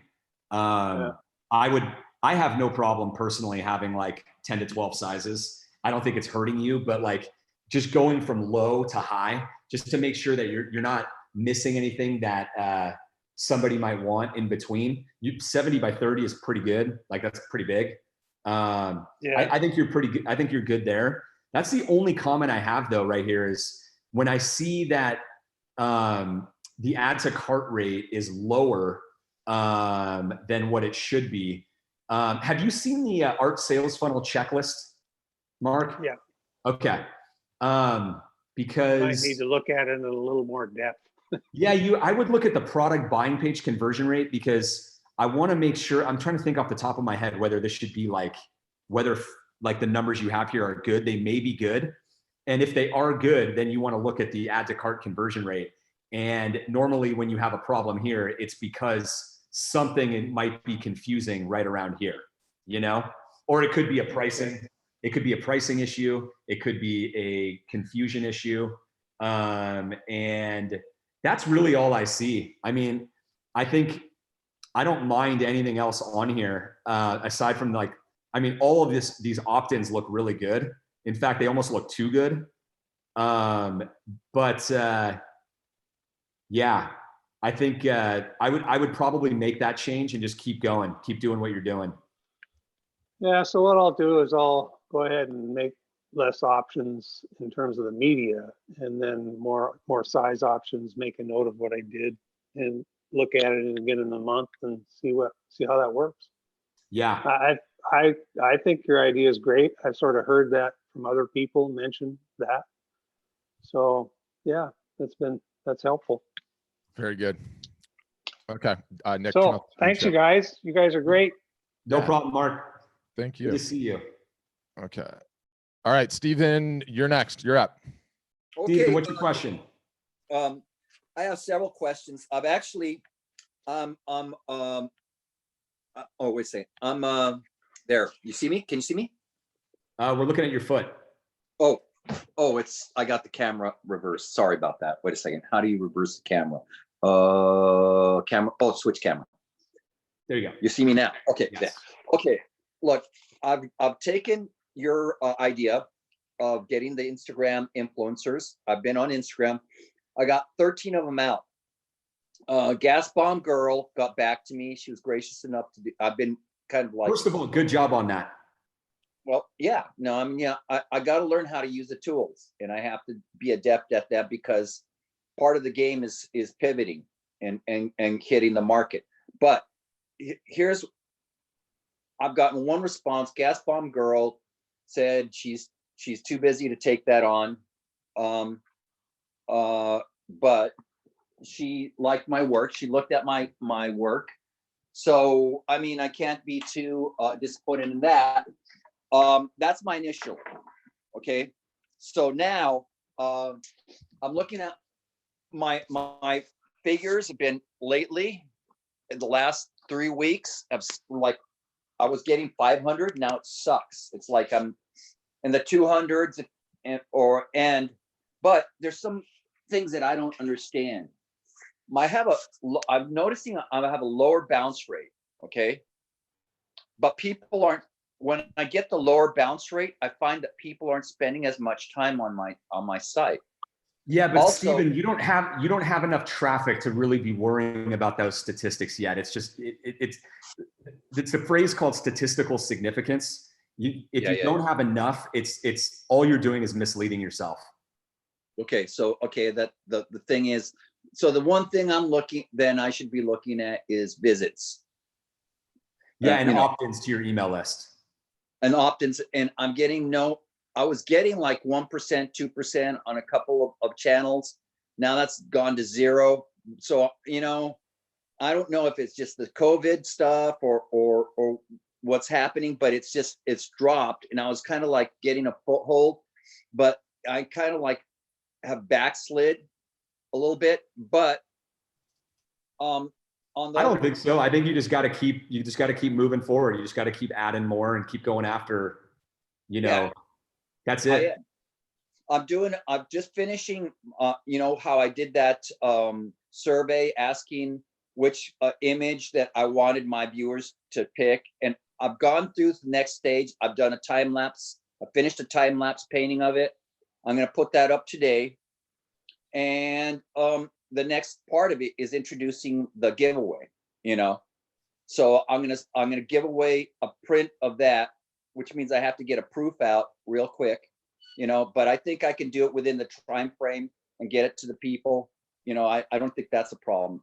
I mean, just, I don't know how else to put it, but I'm kind of like just trying to follow the playbook and do it. I mean, I've been at this since August, and it's kind of, I just have to be grindingly efficient and disciplined about it. I guess it's rinse and repeat, and I haven't done that enough, but any thoughts? Keep going after that list. Keep going after it. That's all there is, right? Like, yeah, you gotta, it takes time. It takes time. Yeah. You gotta keep moving. You gotta get people to opt in. If you can't, and you've exhausted everything, then you're at the end of your road at some point, right? But you've got to exhaust everything and keep going, and just, it is what it is, right? I mean, I don't think my work sucks. I mean, you've seen my work. I mean, right? People have sold stuff like that before. Oh yeah. The thing that I'm in a disadvantage is I can't do the live thing right now, which is kind of frustrating. I've actually gone to, like, on Main Street, all these little galleries and photo galleries. One guy that had a big refinishing furniture business that also put galleries, said if I printed up a big piece, he would put it in my and framed it, which it probably cost me $300. He would show it in his store. So it's the shoe leather. I'm doing that, but I can't do a lot of that right now. Yeah, exactly. So like your biggest disadvantage, more than likely because you're in Venice Beach, we know you're in Venice, is that you can't get out in person yet, right? Because of this pandemic. Because there's a thriving like show market and in-person market in all of Southern California, right? But here's what I want to say is, you got one no from some person on that tactic. Go get 30 no's. You know what I mean? Like, yeah. We need a lot more no. Like, we haven't gotten anywhere yet. Like, you got to pound that pavement online and find those groups and find those people and find the ones who want to share your art. And I know there's a niche. I know that's a niche. I know people like. For sure. There's surf art. There's wave art. There's all sorts of stuff like that. Like, contact every single one of them that you can find. With that offer. My next thing that I'm tactic is I'm going to try to also get the interior designers involved. I have a few interior designers on my list. I think I'm established enough that I can approach them and say that. So that's another thing. And yeah, that's the same thing too. Like, you want to contact like 50 of those. You know what I mean? By email, like write a one-off email to each of them, call them. Yeah. I believe you, because when I broke into the entertainment industry, I was in architecture. I sold, I sent out 100 packages of my full color work and everything. And 3 people called back. 1 person hired me, and that was my entree. And for the next 10 years, that's how I got my leads. I started off there and I branched out. So yeah, I'm just, so a year is not even really enough time to even get established from your experience, right? Yeah, well, I mean, it's not that it's a year, it's that, you got to focus on the right things, like right as quickly as possible. Like, if it were me and I were in your shoes, I would literally get up tomorrow and I would contact 100 probably group owners. I'm a little crazy though, and then on Sunday, I like that. 100 more. And then on Monday, I'd contact 100 more. Yeah, I would just never stop, because I realized that I want to do all that stuff up front because that's the only way that this is, that this is going to happen. Right. And so you got to, it's like, you think about sales, right? Like you got to get to like, 20 no's to get a yes sometimes, right? Or whatever that quantity is. And so the longer that you take to do that, the longer it's just going to take. And that's why I'm just telling everybody, like, you got to hammer that list and you got to just really outreach and spend your time on that. So I think you've got the right things going right now. Like you totally have the right thoughts. I would just say like, just really do that a lot, do a lot more of it, But good questions and keep plugging away. Keep plugging away. Okay, Betty, you're up next. Betty Frank's going to unmute you right now. All right. Hello. Hey, Betty, how you doing? Doing well. Doing well. I'm in California, so Me doing too. well at home. So my question is this. It has to do with MailChimp, and I'm trying to figure out an answer. Last Saturday, I did a live online session, and because I had to reschedule my Albuquerque workshop that I did.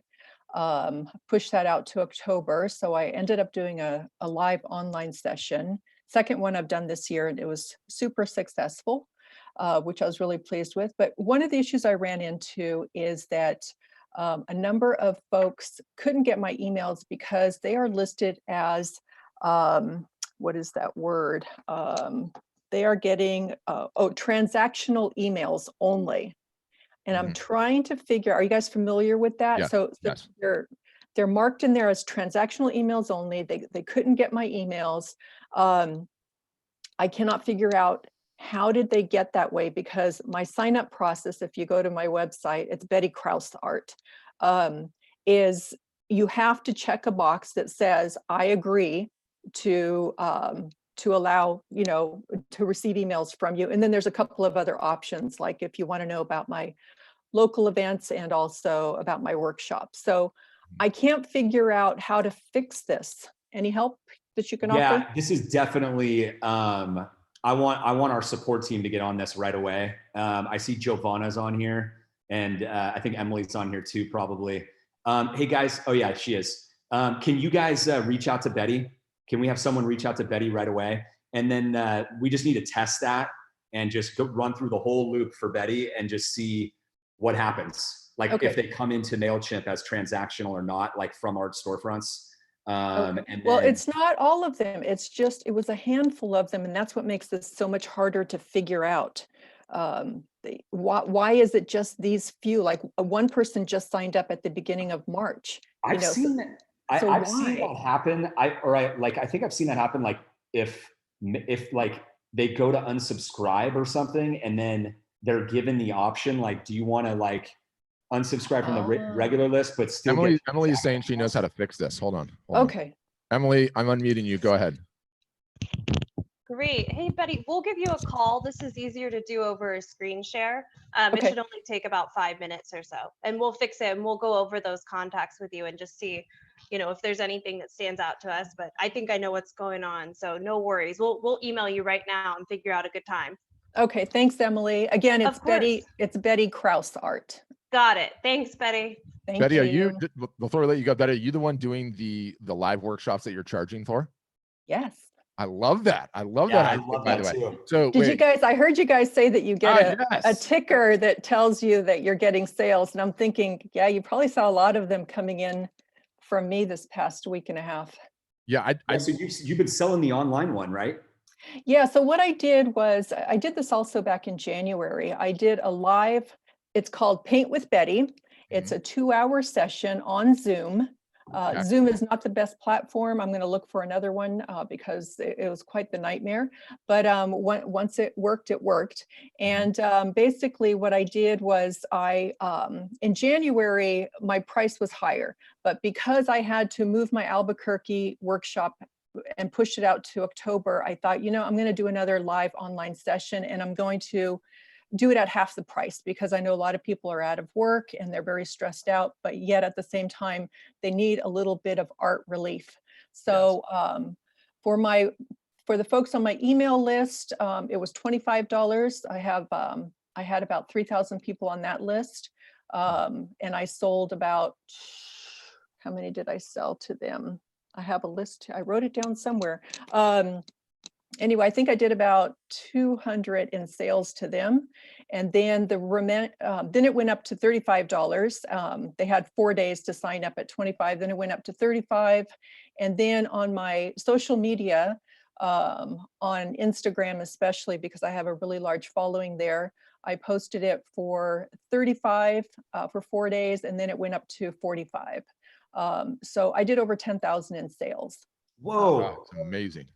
For the 2-hour session, which was 2.5 hours, but that's okay. I also recorded it. I learned from my January session that Zoom is kind of a low quality when you save it to their local servers. yeah. So I recorded it on my camcorder, and this time I uploaded it to my YouTube channel as a private link for only folks who purchased it, and the quality is so much nicer. So I Awesome. had 2 cameras. I had my camcorder, and then I had a webcam playing at the same time. So I had quite the setup with lights and everything. But yeah, so it was great, and I've got people asking for another one, so I'll probably do another one in about a month or so. But I love art storefronts, but you guys are making this part of my job difficult, and that is that when I have a product like this, I need a specific email to go out to these folks that says, here's your link for the live, join me here, but I have to manually do this. So I really worked hard for that money. It was an administrative nightmare to do it all. So I wish there was a better solution so that it makes it a little bit easier, because I know right now it's just one generic email that goes out. If you make a sale, it's just one email.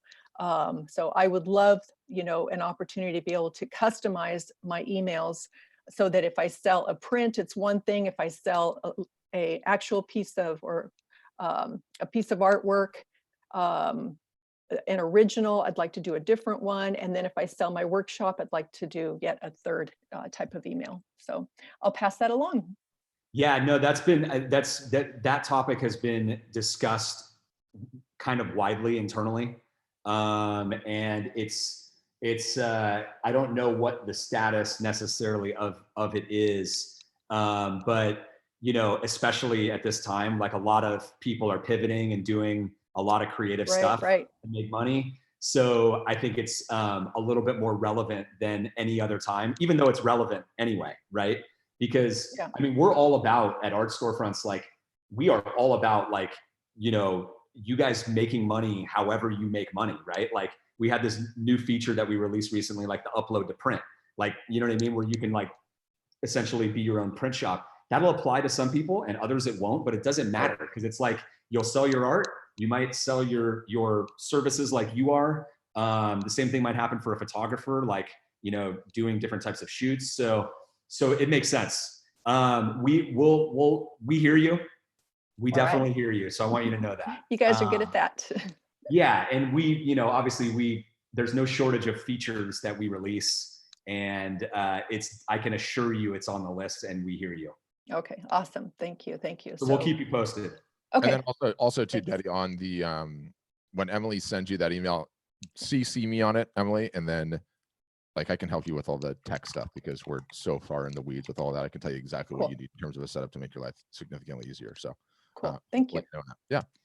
Great question. Congrats though. I love that creativity. I think it's an amazing product to sell. I really do. Okay.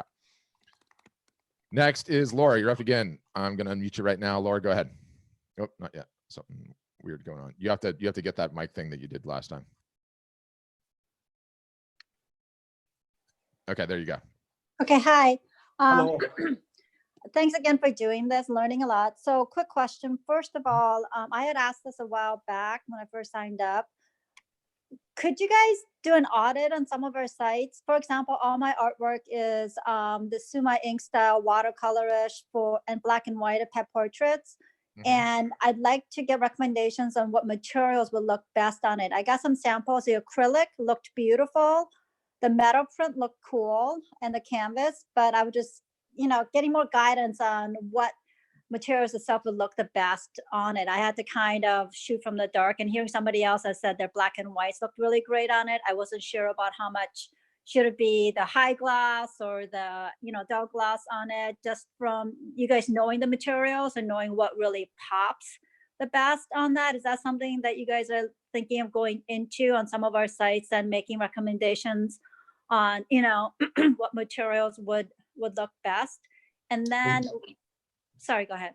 I was going to say, believe it or not, I've never been asked that question. Usually because the artist has their own opinion on what they think looks best.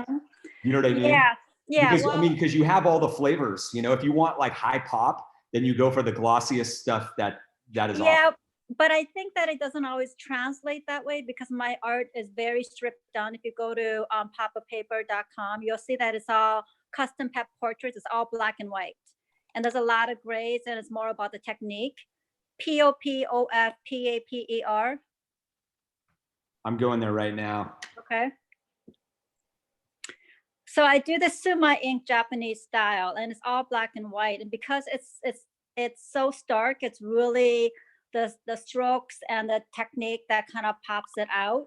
And so I was a little disappointed with the what was I gonna get?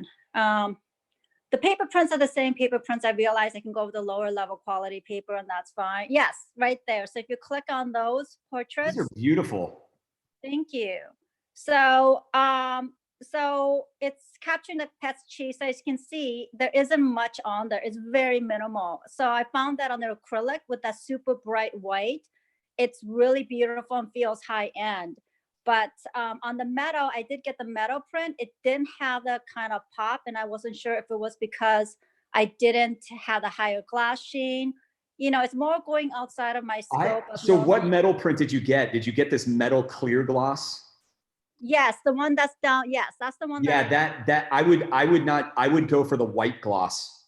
White gloss. Okay, yeah, see, that's what I'm talking about. Like the white gloss is totally different. It's going to be more like the acrylic. Okay. Yes. Great. So that's what I had asked way back to get that type of feedback. So then when I did get my sample from your recommendation, then I could have that to use that. So that was kind of the type of guidance that I wanted.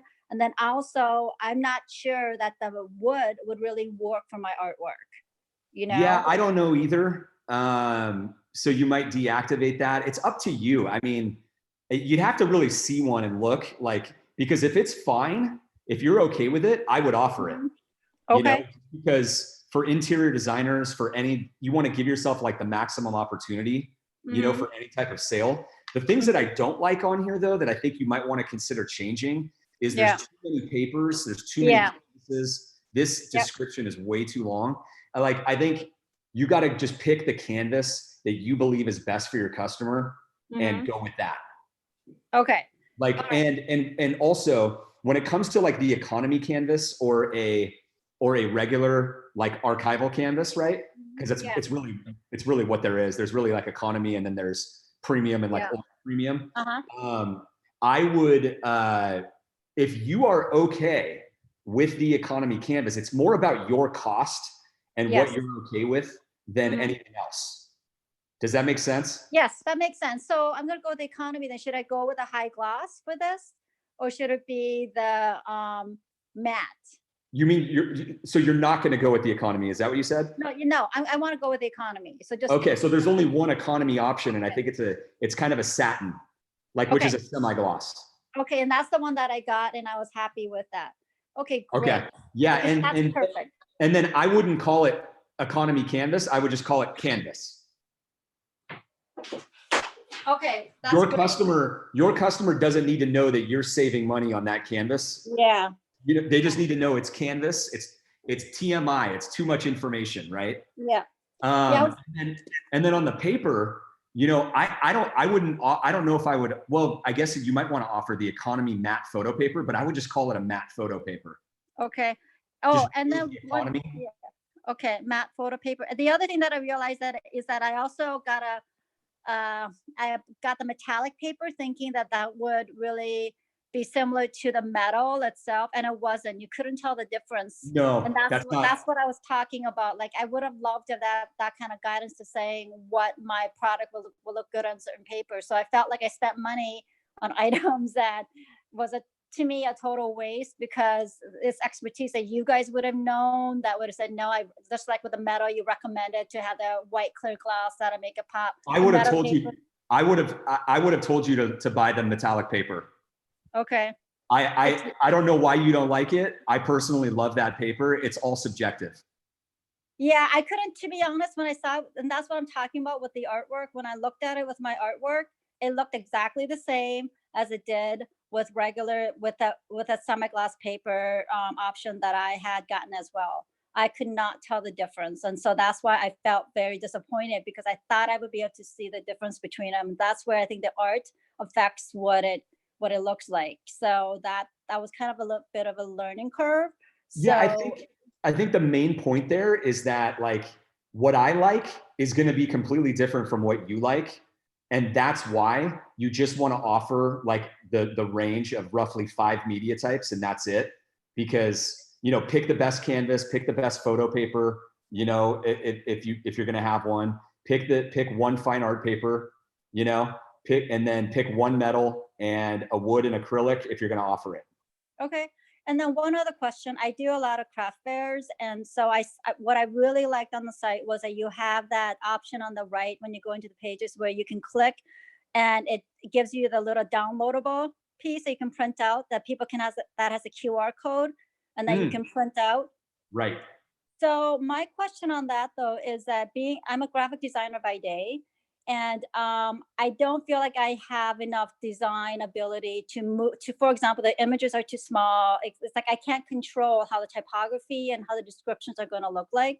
It's just a very tiny bit of my photo, you know, then the words are really big, and then the QR code. I think I would like to redesign that. I was wondering if there's a way or template that you guys can come up with where we can do it and print it out, like put 4 on an 8.5 by 11 sheet, and then I can just cut it really quickly and have those there. Because I think the whole point of that you were saying, which I thought was brilliant, was that if you print out these sales sheets, quote unquote sales sheets, that's what I'm calling them, that I can put them into the bag or it can be out and people can scan them when they're there. I could even have mini posters of that with a scan, and they can scan right there and it takes them to the site. Which one are you referring to? Are you referring to like the product selling sheet or the catalog? Yes.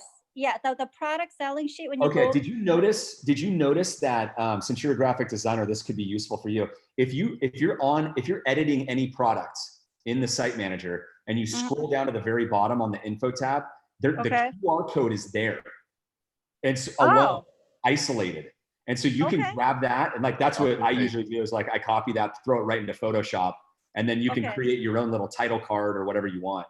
Okay, perfect. Yeah, because I thought that was really brilliant that you're able to do that, you know, and then having it, you could also print out smaller sheets of that, put that into people's bags when they're buying. They don't need to know about it. And then when they're home, they go, oh, this is cool. And then they could scan the QR code and that's another touch point to get them onto your site. Yeah. Okay, awesome. Thank you. By the way, so did you create all this work? Yes, I did. That's awesome. I personally love it. Thank you so much. So I've been getting a lot of feedback on it. So I'm just trying to get traction on it. And You're gonna do great. Thank you. I have 14,000 followers, people that see me, like they've never seen anything like it before, but I'm having a hard time like making those online sales and, you know, so, but I think it's because I'm not doing the Facebook ads, and I'm a little bit concerned about spending money on ads when given the economy, and I'm a freelancer by day and I do this on the side. So I'm just trying to figure out where to best use my money, the little that I have, you know, and that's the way the economy is right now. So I'm not quite sure, like, should I hold on to my money and just kind of hope the free stuff that I'm doing on Instagram is pushing enough people and just constantly tell my story and just try to get them to understand my process and that kind of thing? Yeah, I think, I mean, we've talked to quite a few here of people doing like pet painting, custom portraits, things like that. I mean, Pat, I could just kick this over to you. But yeah, I think you could dabble with the ads, but I think that if you have not fully exhausted this contacting of Facebook groups and Instagram accounts playbook that we have, like you should exhaust that to, you know, the nth degree as far as you can take it. And I without repeating it, like the playbook is in there. It'll be in the show notes, and it's in the pandemic response kit. and it's in the ideas to generate leads. Because you can target so well, because you're doing like pet portraits, you should be able to take this really far. Okay, thank you so much. You're welcome. Thanks, Larry. I'm utterly amazed at like the sheer number of artists that the pet niche supports. It's like insane. It's massive. I remember learning early in my career in this industry. I don't know, 3 years in, I've been in the art industry for 20 years now, maybe more. That like there's like 3 genres that sell better than anything else. And it's like, first of all, it's families, like family photos, family art, family, commissions, things like that. And then the second one is pets. So like if those are the top 2, if you can play in that area, there's a ton of volume. For sure. Okay, Deborah, you're up next. I'm gonna go ahead and unmute you. Go ahead, Deborah. Hi, guys. Hey, Deborah. So I have a question about the new print to upload feature. I've got it launched on my website, and I sent it to a couple of friends just to get their feedback and such. And so the question I got from somebody was, why are your fine art prints so much more expensive than the ones that I upload with my family and pets, etc.? If they are on the same media, coming from the same printer, aren't art prints just photos too? Why is there a difference in price? And I didn't quite know the best answer. I mean, that's fascinating. It's your art, it's your product. Like, you know what I mean? Well, I kind of told her, well, so when you're getting my stuff, you're also paying for a bit of my, my creativity, my work that I did, etc. But the way she was seeing it, and I'm guessing others would too, is that this is just a picture of something on paper or canvas or whatever. Why am I paying more for it? So I guess I didn't have a good enough pitch. Yeah, and I don't think you're going to get that very often. I mean, any logical person knows that your art has value.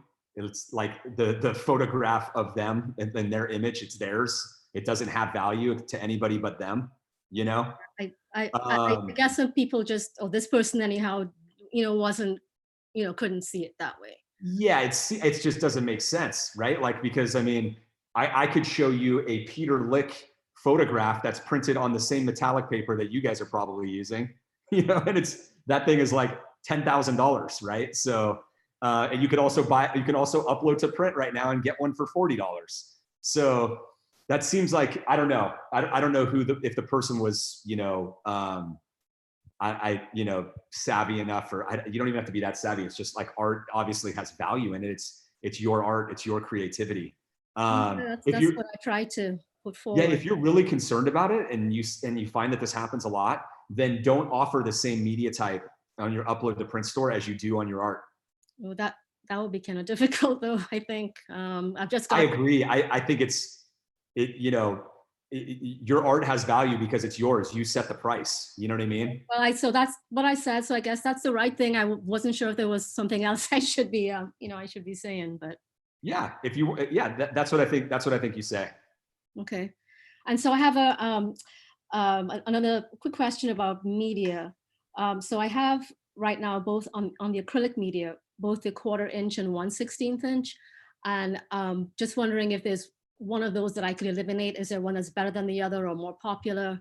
Just trying to hone down my number of media that I offer. I think the 1/4 inch is more popular. Okay. So you could eliminate the 1/16. The 1/16 is, I think it's a slightly cheaper option. It is a little bit expensive.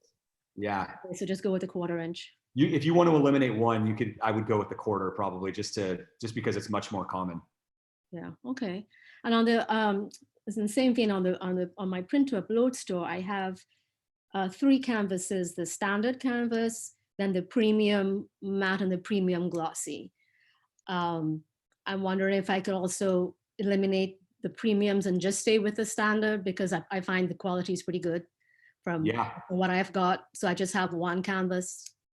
If you feel that way, then I would probably do that, because I think people will be less. They don't really know. It's funny, right. Like people don't really know when something is glossy or matte most of the time, like unless you bring it up, you know. It's just the art is the art, and the picture is the picture. So, you know, yeah, I would do that. Yeah. Okay. Because I think Thanks, Deborah. people have said that they're just having too many options. It's confusing. Yeah, you can always bring them back, but I would try that. Okay. Great questions. All right, we're to Temi. Temi, you're unmuted. Go ahead. Hi guys, can you hear me? Yeah, Yes. sure can. Great. Thanks for doing this. I just want to explain a few things. I'm a homeschool mom, so I really don't have the time to do the shows and stuff that you all have been recommending, and I understand the rationale behind them.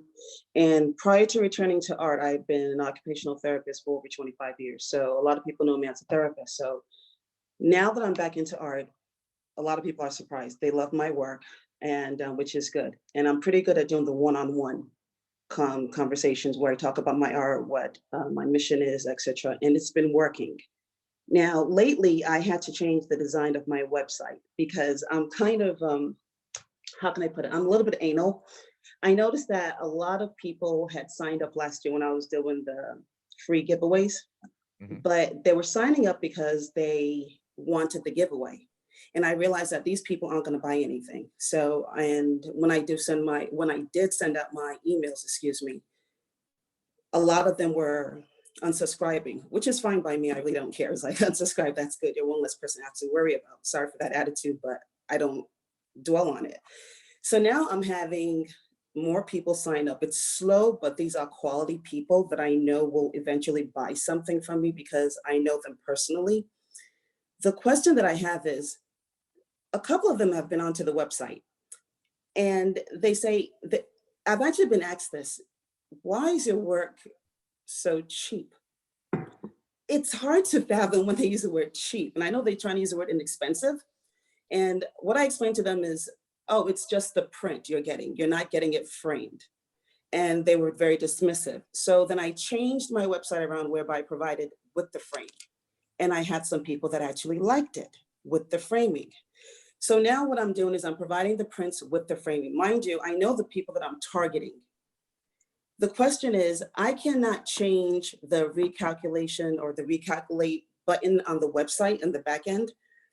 It's still giving the original price. So for example, the paper prints with the matting, they look beautiful. I actually have one at home. People have seen it. Let's say the starting price is $150. When you go on my website, it shows $47 as a starting price, which is a. Have you talked to the technical support team about this? Yes, I have a couple of times. Emily and Giovanna, can you guys escalate this? We can't handle technical questions on here. Yeah, I just wanted to bring it out there. I'm sorry I had to do it that way. No worries. I'm sorry. We'll escalate this and we'll figure out what the deal is.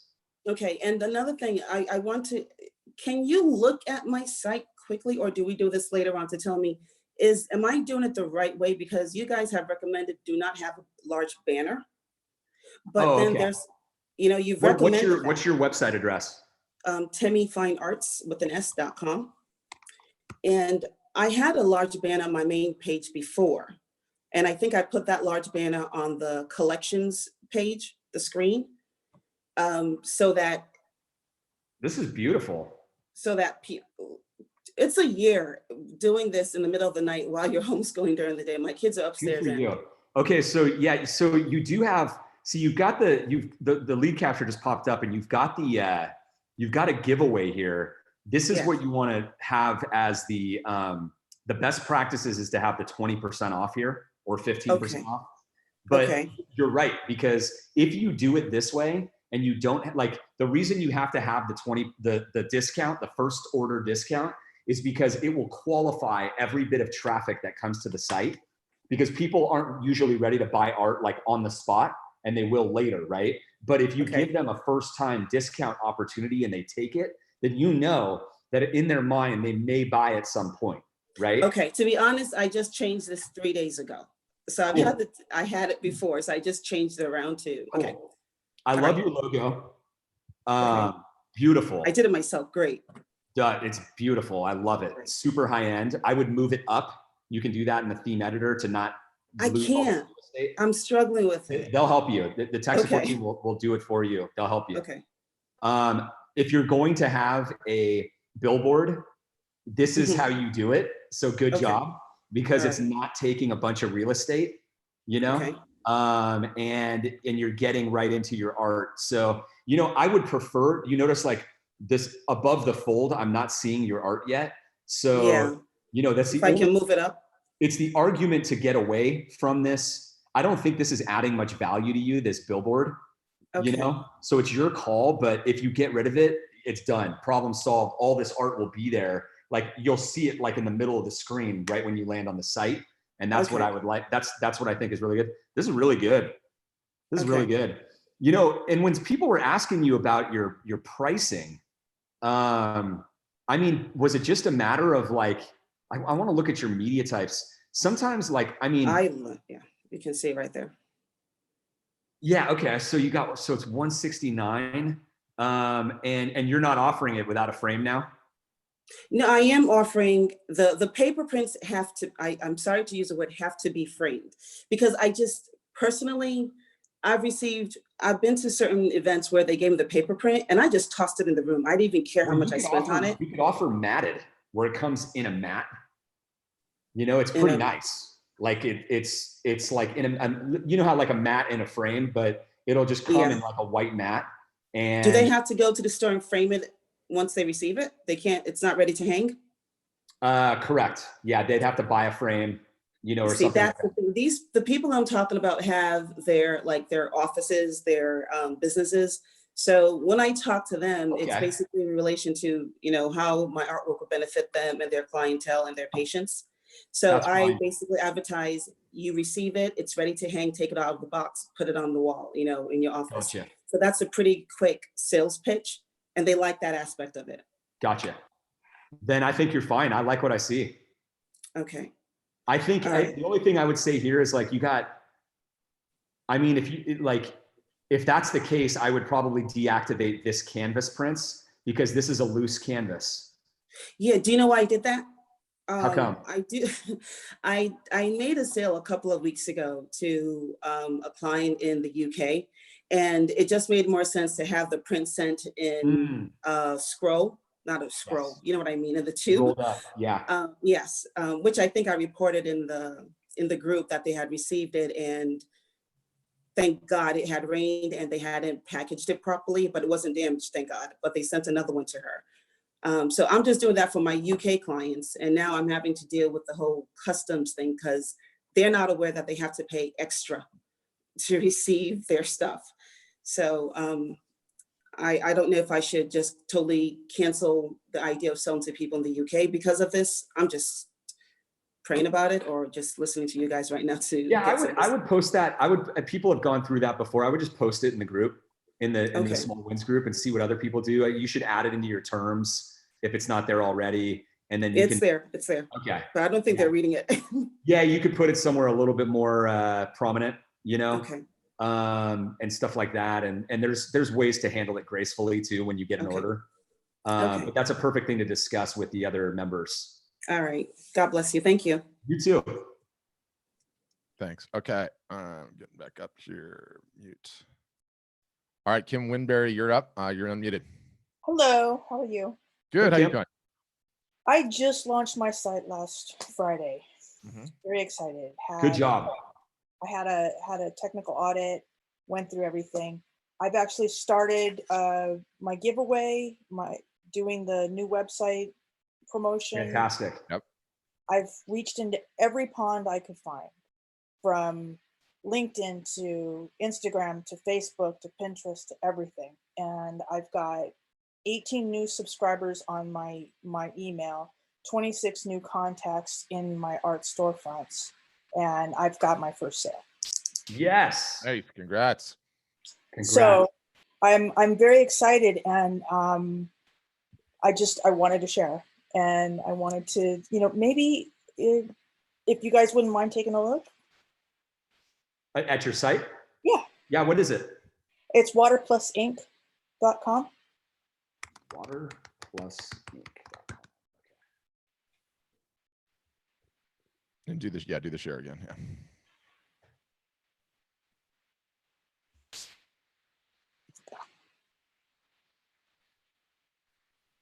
Okay, so you put the giveaway on the lead capture. Right. And I just saw that that's probably not what I should have done. Yeah. So yeah. That's okay. You can change it. Yeah. Yeah. So like, if you're going to use the billboard, you know, like this size is good. And the fact that you're showing like, what is this, 6 of your images on here? I like that, because then I'm not as concerned with, you know, these being below the fold. Right. You know, so I'm cool with it. Cool. I think you've done a great job. I was a lot of sleepless nights. I like your font selection. It's just kind of fits your art. Right. This one's cool.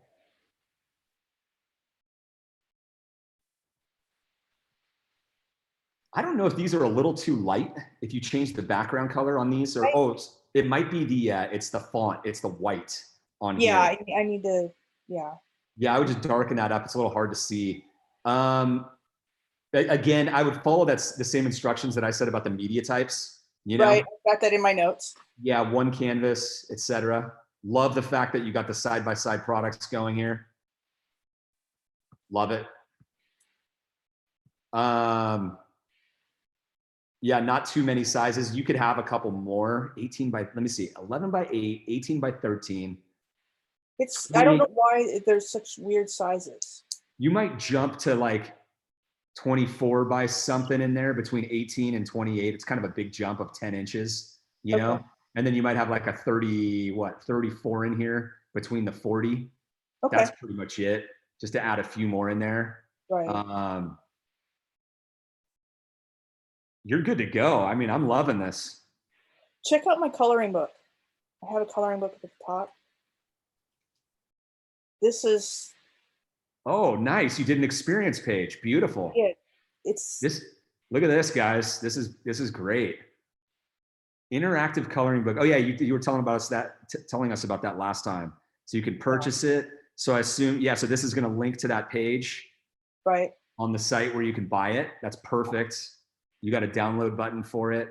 How it works, guys. If you haven't seen it, this is what you can do on an experience page. It's a full scrolling page. You can have it so that the navigation doesn't show as well if you want to, but it's basically like a way to tell a story, like she is here. Ready, aim, zap. This is super cool. That's awesome. And then I did the same thing with my videos. I started putting up time-lapse videos. Cool. Same. Oh, I see, like in the video section. Yeah, I just started doing that. So, and then Very cool.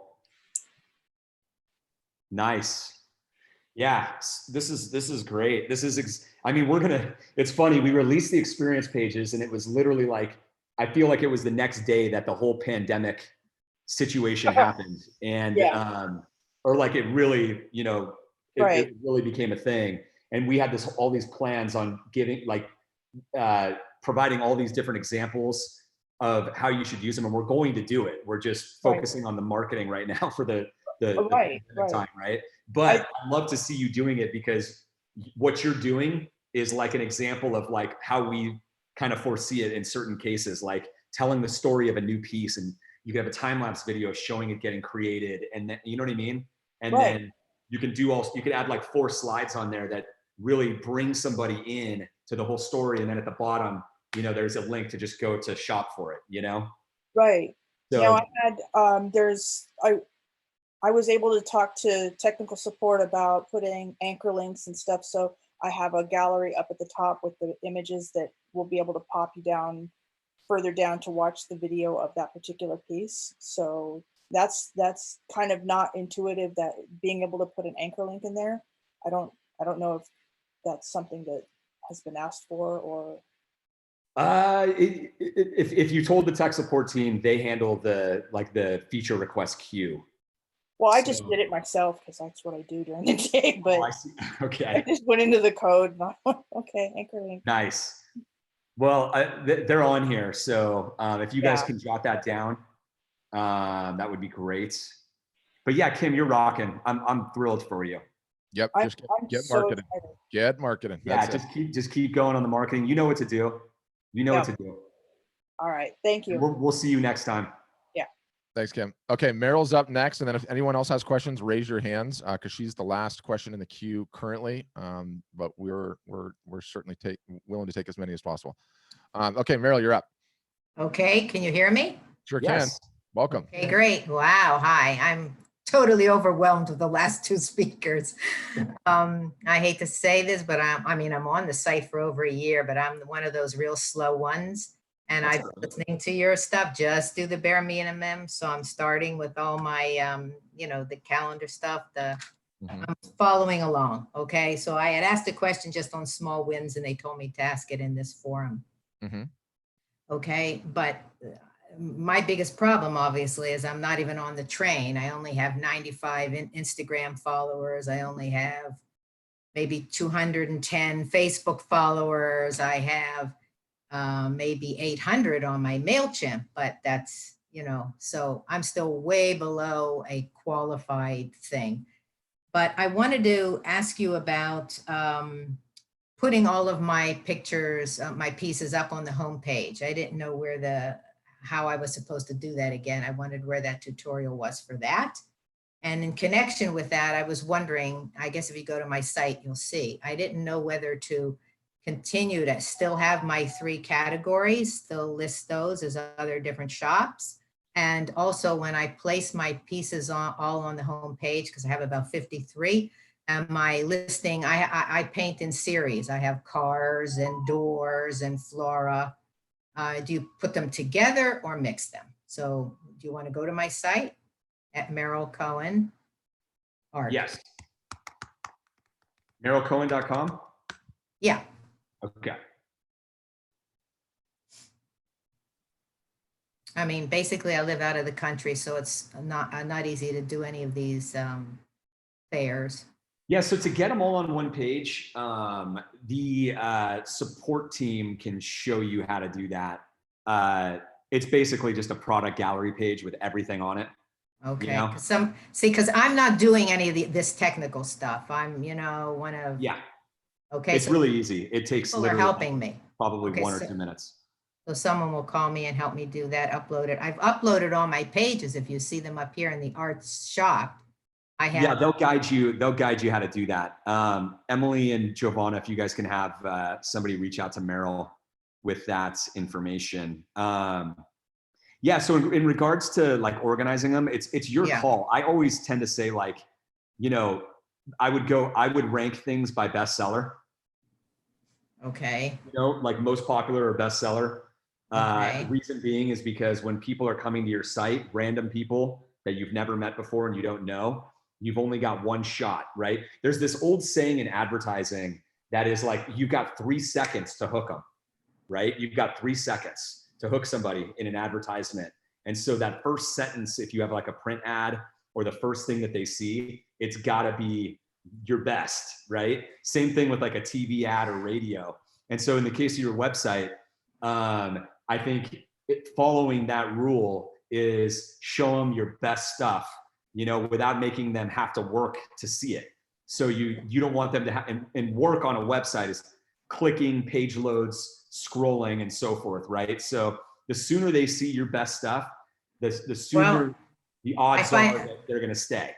Okay, but I find that all subjective. Some people just love my cars, others just love my doors, others just love my flora. So I haven't been able to really find what my niche kind of is. I believe it or not, you can't tell, but this is all done with fabric. It's done with fabric and paint. So it's a very unique style that doesn't show up, as interestingly with the, on the web as it does. Yeah. So they're very unique. It's all done with fabric. My color box is all fabric. I want to make sure that you're actually. And I haven't had anybody, it doesn't even, you could go to my statistics. It's really. You should have at least a description here, and maybe there's a short description and there's a long description. You might want to write this down if somebody else is doing this for you. Okay. In the long description, have a couple of real life pictures of what it really does look like close up. Okay. So that we can really understand what you're like, because it just looks like a painting to me, Yeah. and it's beautiful. Don't get me wrong, it's beautiful, Yeah. but that's where you have the opportunity for someone to really grasp like what it is, you know? Okay, so It's there's a hard long or short description. That would go in the long description. Okay. Because it's like you can hover over it and it'll pop up this window and it's not in your face, but when you hover over it, people will be able to, like, you could even have like 3 or 4 images in there if you want, you know, that really get people to understand what it is that you're offering. You don't have that many images. So I just think that you don't really have a problem with whether you have how you rank things. If you want to sort them by category on your homepage, I'm fine with that. It's not going to be a lot of work for anyone because you just don't have enough, you know? Well, but going back to what you said, give them a selection right away. That's why I was thinking of not putting all my cars first, because what if somebody wanted to see a door in that 3 seconds? Yeah, exactly. So if that's not all. I have 53 pieces. I don't know what you're looking at here. You're only I'm basing it off the fact that you told me that there's 53. Yeah, yeah. Some of them in America, you could go to the Flora or whatever. Yeah. But there's 53. So yeah, there's 53. They all can live on your homepage. You can organize. And I should keep the categories under the art shop, Americana, like I had. Yep. Okay. I love it. I'd like to see you get a professional logo. Something what? Like what? Yeah, go to Fiverr.com. That's what we recommend. FIVERR.com. You can spend $5 up to $150 depending on the quality of the designer, but you can get something decent for very cheap, even if you only want to spend $5. And you can, you know, and it'll raise the bar. You know, like, you've got a beautiful website. You got the best technology money can buy. Give yourself a logo. You know what I mean? Okay. Okay, so on my statistics, I don't really understand how to really read them much, but it looks like I have a certain conversion, but nobody's going to my shop. I've made 1 sale off of, I mean, I've made private sales, you know, but I have only made one sale off my website. Right, okay. I will. So I'm going to do another giveaway right now, and I don't know whether to run that ad on Facebook then. I just heard what you said. I'm going to look at your statistics while we're talking, but I mean, generally I'm going to guess what's happening, and there's not enough traffic because it's everybody's problem. But I'll just confirm that real quick. And so, yeah, hang on one sec. All right, it's running.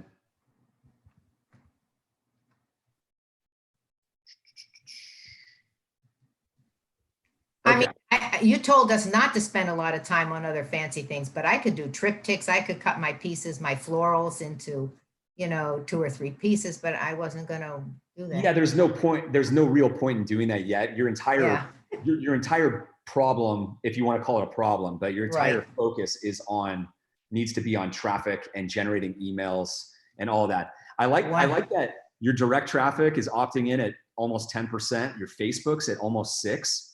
That's fantastic. Like, that's a really good start. Yeah. So what you just need to do is you just need to amplify all of that, right? Like, follow the marketing strategy we've been telling everybody about. It's in the show notes. It's the contacting the Facebook groups and the Instagram accounts, you know, and, you know, get your art in front of a bunch of new people. And that's why I think right now during the pandemic, we are really hot on that one, because you can contact a ton of those different types of accounts, and we've got a whole playbook for it, like exactly the way that you want to approach them, exactly what you want to do with them. Like, you want them to run a giveaway. Like, just imagine if you could be running like 10 giveaways at once, right? With one account has 10,000 followers, and another one has this and that, and so forth. It's all about just getting more leads into your funnel, right? And having more of what I'm seeing here in your statistics happen. Like, if you do that and you're maintaining, you know, a 10% direct rate, a 6% or a 5% Facebook rate, and it's even a little bit higher because you can see this Facebook right here. Facebook breaks it out into 3 different ones. So if you add all of these up and then, you know, you look at your total percentage, like, that's why you just want to do more and more of that. And yes, right here, this product buying page conversion rate, I forget exactly what the number is, but I know that it needs to be higher than this. So this definitely supports the point of getting them all on one page. So that's a fantastic move. So, okay, so I think that one of the last things you sent was, how to word for your, in this trying time that's the email you're referring to? That's the game plan you're referring to? No, that's the playbook I'm referring to is contacting Facebook groups, the owners or the moderator, I forget what they call it, of the Facebook group that has a lot of followers or members. Yes. And when you believe that the members in that group are people that would be qualified leads for you, Yes. And you find as many of those that you possibly can, and you do the same thing on Instagram. And we have a playbook that shows you exactly how to do this. And then when you find them, we've written a copy for, like, you'll send a direct message to the moderator of the group or the owner of the Instagram account. And we wrote the copy for how to gracefully ask them to, like, collaborate and do something together. Oh, I didn't see that. So where can you send me that link? It's in the show notes. Okay. Can you guys link it again in the chat window here on Zoom? It'll be in the show notes. It's also, if you go to the marketing resource vault, it's in the ideas for how to generate leads, which is also in the show notes. It's always going to be in the show notes because we're always talking about it. Yeah. Okay. And somehow I forgot that. Okay. Yeah, you want that too. You want that too, Meryl, because yes. right now in the pandemic time, it's all about the digital strategy, which is why we're pushing that one specifically. But you definitely want to look at that ideas on how to generate leads, because it's going to have a lot of other things on there. And I think you being a creative person, you're going to look at that, all of the things that have worked for other Art Storefronts members, and you'll either do some of them or you'll come up with your own ideas. But that's how over time you're going to get a lot more, as I call it, ponds, right? Like, I want you to not have one fishing pole in one pond, which is what that's all anybody has. If all they're doing is doing a giveaway over and over with the same followers and the same email list that they have. You have to get outside of that, right? And have fishing poles in other ponds constantly to be growing your list and your following. And that's how you're getting new eyeballs constantly. And essentially what you're doing when you do that is you're just putting way more people into your sales funnel overall. And it's just a math game, right? The more people you put in, the more sales are going to pop out the bottom. Great. That's what I need. Okay. Awesome. I'm going to this one. Thank you so much, Nick. Oh, you got it. Continue your good work. Thanks, Thank Meryl. you. Bye. Okay, Marie, you're going to be up next. Hold on, let me get you unmuted. Okay, go ahead, Marie. Hi. Hey, Marie. Thanks for doing this. And I just wanted to touch base on a question that I had gotten in at the very end on Friday during that 4-hour marathon. Oh yeah, that's right. That's right. What do you got? It took me a while to try to remember what my question even was, but I found my notes.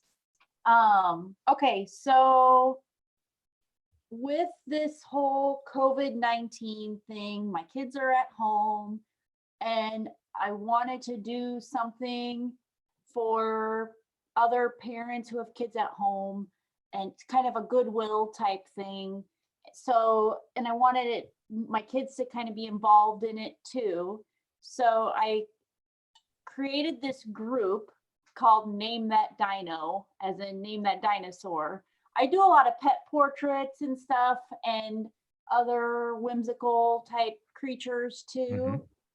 And so I've gotten a really good response from this group. Like, it seems like I get like 300 views every time I do a video. Like, we're doing a live video every weekday at 4 p.m. And my son, Ben, he's 9, he co-hosts it with me. Way to go, Ben. Yeah, he's doing really great.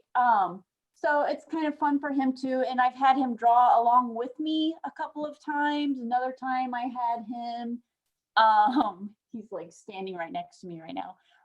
And I've had him read a Choose Your Own Adventure book about the dinosaur that I'm drawing.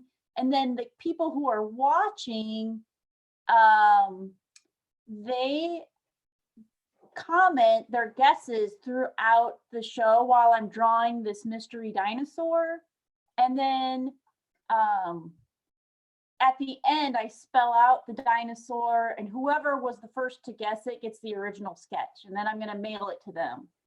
So I guess my question is I've been sharing it to like my neighborhood group. There's like 700 people in that group. I shared it to my mom's group. There's like a couple hundred people on that.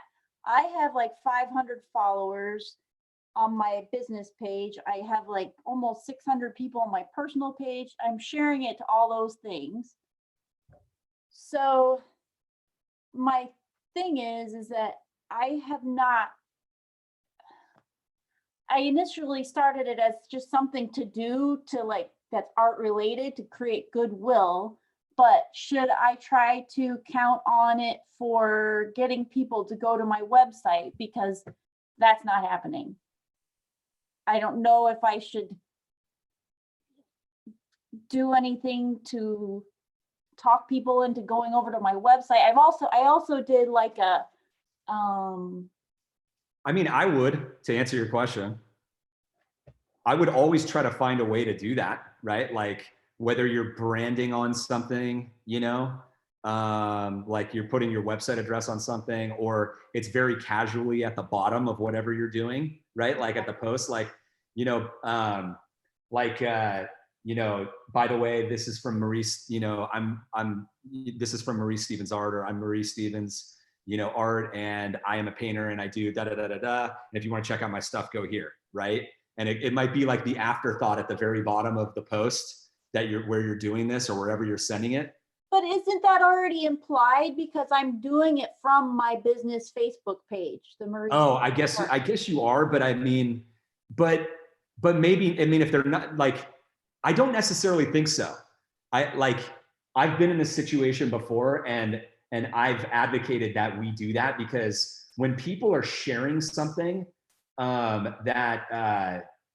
you know, like, I'll give you an example. We were doing something with this university fine art project, which is like, it's like a, it was for LSU, like the college LSU, and it was a piece of art for LSU, and we were doing a giveaway for it, and it was like on a game day, and so it just got like crazy traction. Mm-hmm. But we could tell that people were opting in, and it was just getting traction just on the fact that it was just a game day, and you know, people were all fired up for the game and all that stuff. And so even though the piece of art was there and it's kind of implied, but the problem is that, like, we wanted people to know about what university fine art was, right? And so the next giveaway, we changed it to where we added the language in there to make sure that everybody knew that we wanted them to know what our brand was and what the company was about and what it was trying to do, you know, so that there was more of a connection there. And we put a link there, because I think that, you know, you always should try. I'm not saying always, but it's like, if you're doing a romance post, like every once in a while, you might not want to link back to your site. I tend to want to link back, but I would do it very tastefully, you know? That's what I mean. I don't want everybody to think I'm just doing this. Then don't do it. Obviously, Did we lose you, Marie? But how do I tactfully do that? I mean, that's the way you do it. You just do it the way that I said. And like, you know, you just have to have really nice language at the bottom, you know? Like, at the bottom of whenever you say it, just make it the afterthought and not like at the very top, right? Within the post, like, you know, like when you're doing a live broadcast, you can do a post description and then say it at the bottom of that. Yeah, and you could say it, yeah, exactly. And you could say it live too. Like, because another way that you could say it too is like, hey, subscribe to my email list to get notified. You know, if you want to get notified of when I'm doing these, I'm going to try to do them more frequently. And there's actually value in joining your list now, right?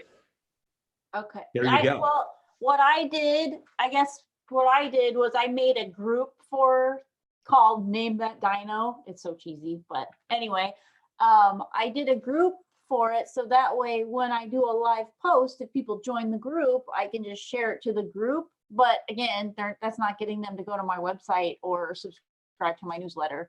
But I did, I tried to say, okay, even if you don't win the original one, if you want a free download of the one we did today, subscribe to my There you go. thing, but nobody was doing it. Well, then it may not be, I mean, it may not be worth it yet, right? If no one's doing it, then it like the market's telling you that they're just not doing it, right? So you might not have the right people that it's reaching yet, but you know, that's not a bad tactic. I was just going to say, like, have a resource page on your site that you could send people back to. There's a reason to go to your site, you know, but I like the idea of like having them opt in and sending them back there. If it works, it works. If it doesn't, then it just doesn't, you know, it is what it is. Not everything is going to work, you know? Yeah. But that's okay. You're doing a good thing. What's a tactful way to get people to spread the word? Because like, okay, there's this group on Facebook, this Hearts for Hope or Hearts for something that just went insanely viral. And like, I'll try to start groups and nothing happens. And it makes me so mad. What are these people doing? The giveaway type of stuff is this, like, I mean, the giveaway tactic is sort of like, if you think about how we've designed that, like getting people to share it with a friend, you know, to get extra entries like that. Those are the typical tactics that create virality. You know what I mean? So you got to have some sort of an incentive to do, you know, something going on that gets people to want to talk about it or share it. Okay. You know, maybe you say, if you share it with a friend, I will give you the downloadable thing, right? Like those are other, like there's multiple ways to skin the cat. That's what I'm looking for. Okay. Okay. Anything else, Marie? Okay, I have one other question really quick. I have another group called, I think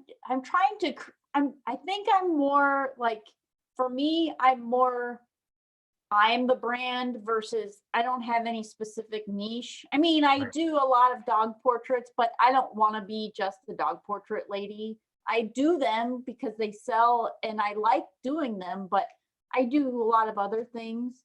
So to try to segment areas within my Facebook following, I've been creating groups. Like I have the dinosaur thing, and I have another creature named Frank, who is a fox that's made out of tree bark, and I have this is Frank. How you doing, Frank? And he has his own group where it's a Find Frank group. And I've tried to offer a free download of him that people can cut out and then encourage them to take their own pictures with him and stuff. And then I sell prints, like fine art prints of him. And I have a whole collection called Happy Surprises that are all creatures made out of river birch tree bark. And so I'm just wondering if there a tactful way within a Facebook group to get to share the products and different things that he's on within that group,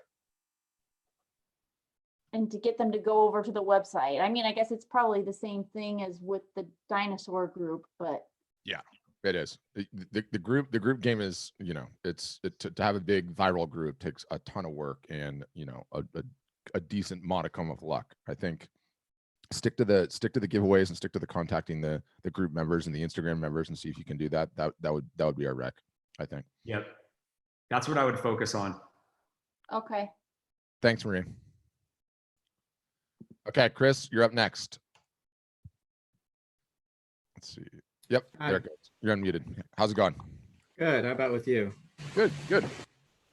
So my question is, if you had some advice for me on looking at my conversion doctor, because I have, for like the contact created conversion rate, I'm like 0% straight down, but I have percentages on shopping page visit conversion rates and product buying page conversion rates, add to cart conversion rates. So I'm wondering if looking at that, you have any insights for me on how to course correct.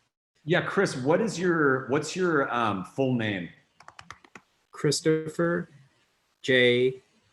Wesley, Wesley. Okay, Chris Wesley, wesleycreative.com. Yeah, that's my email. Okay, I'm just pulling up your stats so I can see what you're talking about. And share your screen again when you get it up. Okay.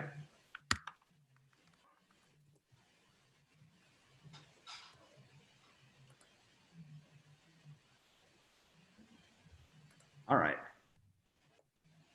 Pulling it up.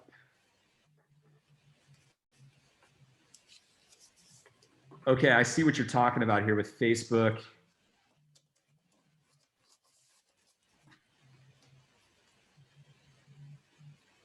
So your primary sources of traffic are Facebook, mainly. That's your 80-20. Artisticagenda.com. Is that another site of yours? Correct. Okay. And then direct. Yeah, and then you got this Facebook here. So let's take a look at your site. Okay. So I'm wondering if the direct is maybe coming from the MailChimp emails that I've sent out, because recently you posted something that we should be having our Google Analytics running on that. So I've changed it to change that, but that's only been for the past 2 weeks. Your direct is when people like just type in your address like right into the browser. Oh, okay. And that lead capture tool, how long have you had that running like that? Has it been there the whole time, or did you just activate it recently or something?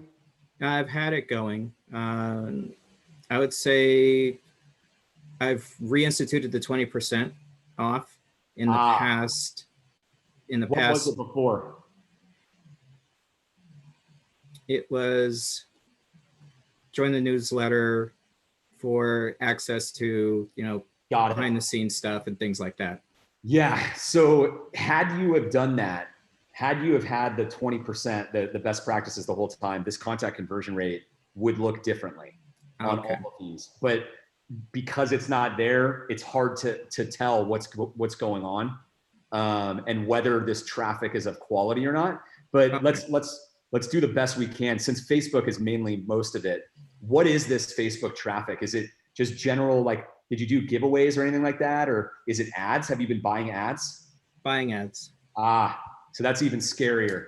So if you buy ads and you don't have, like, it is even more critical to have the lead capture according to best practices, because it's the only way that you know whether that the traffic that's coming in is of any quality at all. Facebook will gladly send you very bad traffic and make you pay for it. I've done that a lot. I've spent way too much money, wasted way too much money doing that in my past. But the only way to really, you've got a good sign in the fact that they've gone to your product buying page on it, but it's a little suspicious. Yeah. Were you sending the traffic directly to a buying page, like to a product page? In some cases. Yeah, because I can see that the shopping page conversion rate, like I'm looking right here, this should not be that low, but this is extremely high, which means you were driving them to a product buying page, clearly. So that might have been part of the problem too. Unless you were doing some sort of like a specific deal on a specific image, I don't think that would be a great strategy for that.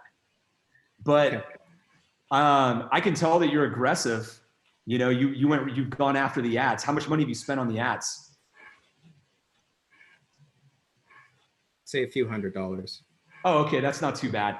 Pat, for somebody in his spot going right after it, he went right into the ads. I mean, he should be following this playbook instead, correct? Yeah, especially right now. Okay. I think you're just going to get more ROI out of the traffic piece. I mean, and you won't have to pay for it either. I understand, like, if I was in artist shoes early on, and you're trying to get the ball rolling, and you're like, okay, here's this machine that I can give money to and will send me traffic and should work. Seems very intriguing and like, you know, you got to get things going. You got to hustle, but it's really hard to make cold Facebook ads pay if you don't know what you're doing. Number one. Number two, it takes a long time and a lot of money to figure out what to do. And number three, if you don't have the follow-up marketing in place, the emailing, you're posting regular content, regular romance, non-sales content regularly, you're having sales at the right time, it's extremely difficult to see the ROI on cold Facebook ads. Extremely difficult. And you know, the years past are littered with consultants that have come in and artists that have tried to pay consultants and they fail miserably. And those guys know what Facebook ads are because it's hard to do. So big picture, you know, we advocate for these other less conventional ways of getting things going early on. And it's the same thing at the end of the day. You're investing in your business either way.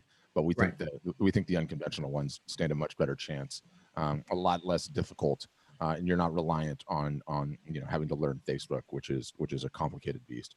But I do for sure advocate, you know, starting right in on Facebook ads to warm traffic early on. But early on, when you don't have any traffic, it's you know, it's another one of those chicken and the egg scenarios.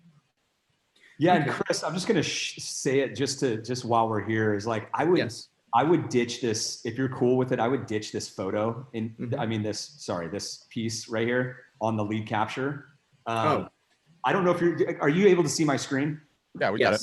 Okay, I just didn't know if he was on a phone call or not. But I would remove this just because I would love for you to just go like 100% by the book best practices. All right. You know what I mean? Just because like I know that it works 100%. You know what I mean? Yep. And I don't know how this specifically looks like on a phone and how much I need to scroll to get down to get to the email section. Like I don't want that. I don't want you to be like coming back like 3 or 6 months from now, like Nick, Patrick, you know, like the numbers, why aren't they good enough on the lead capture? And this image might be part of the reason, you know? Yeah. I can't say that it will. I just think that, you know, because it works without it so well, maybe just go, and because you've already spent money and time on Facebook ads and things like that and you don't have a lot of emails to show for it, which is really the name of the game. Yeah. Maybe just remove it at least for the time being, right? Yeah. Okay. I get it. Then from there, then you have a baseline. Yeah, exactly. And how many images do you have in total? If you had to guess. Between 80 and 100? You may want to, I've been recommending this for a lot of people. And like, you may want to have all of them on the homepage. We've sort of made this a recent best practice where we say, if you have 100 or less images, put them all on the homepage in like bestseller or most popular order, the best you can. And the reason for that is very logical. Like it's a lot less work for the visitor, right? Which is particularly important if these categories just don't have a lot of images. And when I went into the bestsellers, it only had like, what did it have in here? I think it had like maybe like 10. 6 or 9. Or 6 or, yeah, exactly. So it had, what is that? 6, 9, 10. So it had 10. And if you think about it, like, I think the best way to really wrap your head around this is when you do it on your own phone and you're like, look how hard it is to like, just look at 80 of your images. Yeah. You got to have like multiple page loads. They got to go back and forth. Whereas like it literally, like if you have 80 or 100 images, they can load your site, scroll down, and in like 10 seconds, see everything with like no work, you know? Yeah. So it's a much better experience doing it that way, I think, up front. Okay. But just to be clear, do you know the thing that we're advocating, right? Like that it'll be in the show notes, but it's the tactic of contacting the Facebook group moderators and the Instagram accounts that we're really pushing right now at this time. Yeah. I've already started doing research on which images I can like find a niche for, because I'm like the brand, because the images I cross a bunch of different, I guess, themes. Yep. So yeah, I'm looking at the images where I can start picking out themes and start pitching. Cool. Sounds good. He was posted. And good awesome. question. So I did have one other question. If you go back to the site, I created like a gallery, kind of like what some other people have done with the Goodwill. So if you click on the space exploration on the top, So I've been advocating that for people who are doing the safer at home, that they do an exploration through the eyes of wonder at the space that they live in to kind of make home a little bit less routine. So I was just wondering, with your experience in marketing and stuff, does this even sound like a good idea? Things like this to test. Yeah, we're taking a look here. Mm-hmm. I mean, it's beautiful. I see what you're. So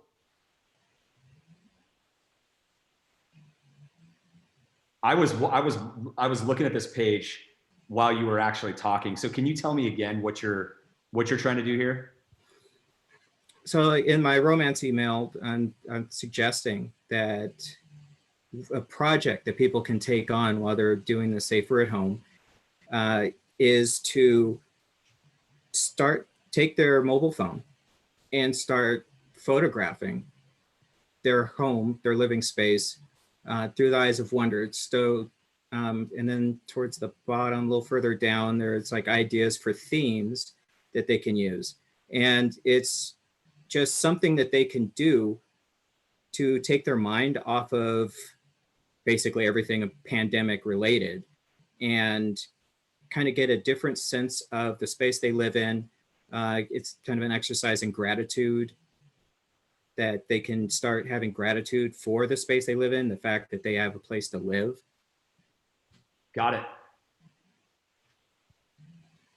Okay, and you want to use this as a way of just kind of giving back a bit and getting your name out there more, sort of? Correct. Okay, and what's your question about it? Do things like this seem like a good idea? I think so, if you can get traction on it. Okay. You got to just get it out there and just ship it. Test. Everything's worth a test right now. Everything's worth a test. Yeah.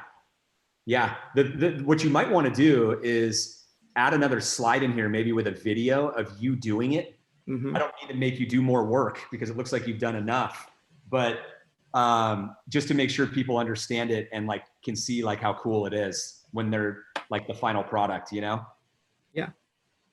But I think, I think any way that you can do these things and ship them, without spending way too much time on it, see if it works. It's kind of the same thing that we were talking with Marie about. She was like, how do I get these things going? It's like, just do it like exactly how you're doing it. And if you can get traction, great. If not, move on, you know?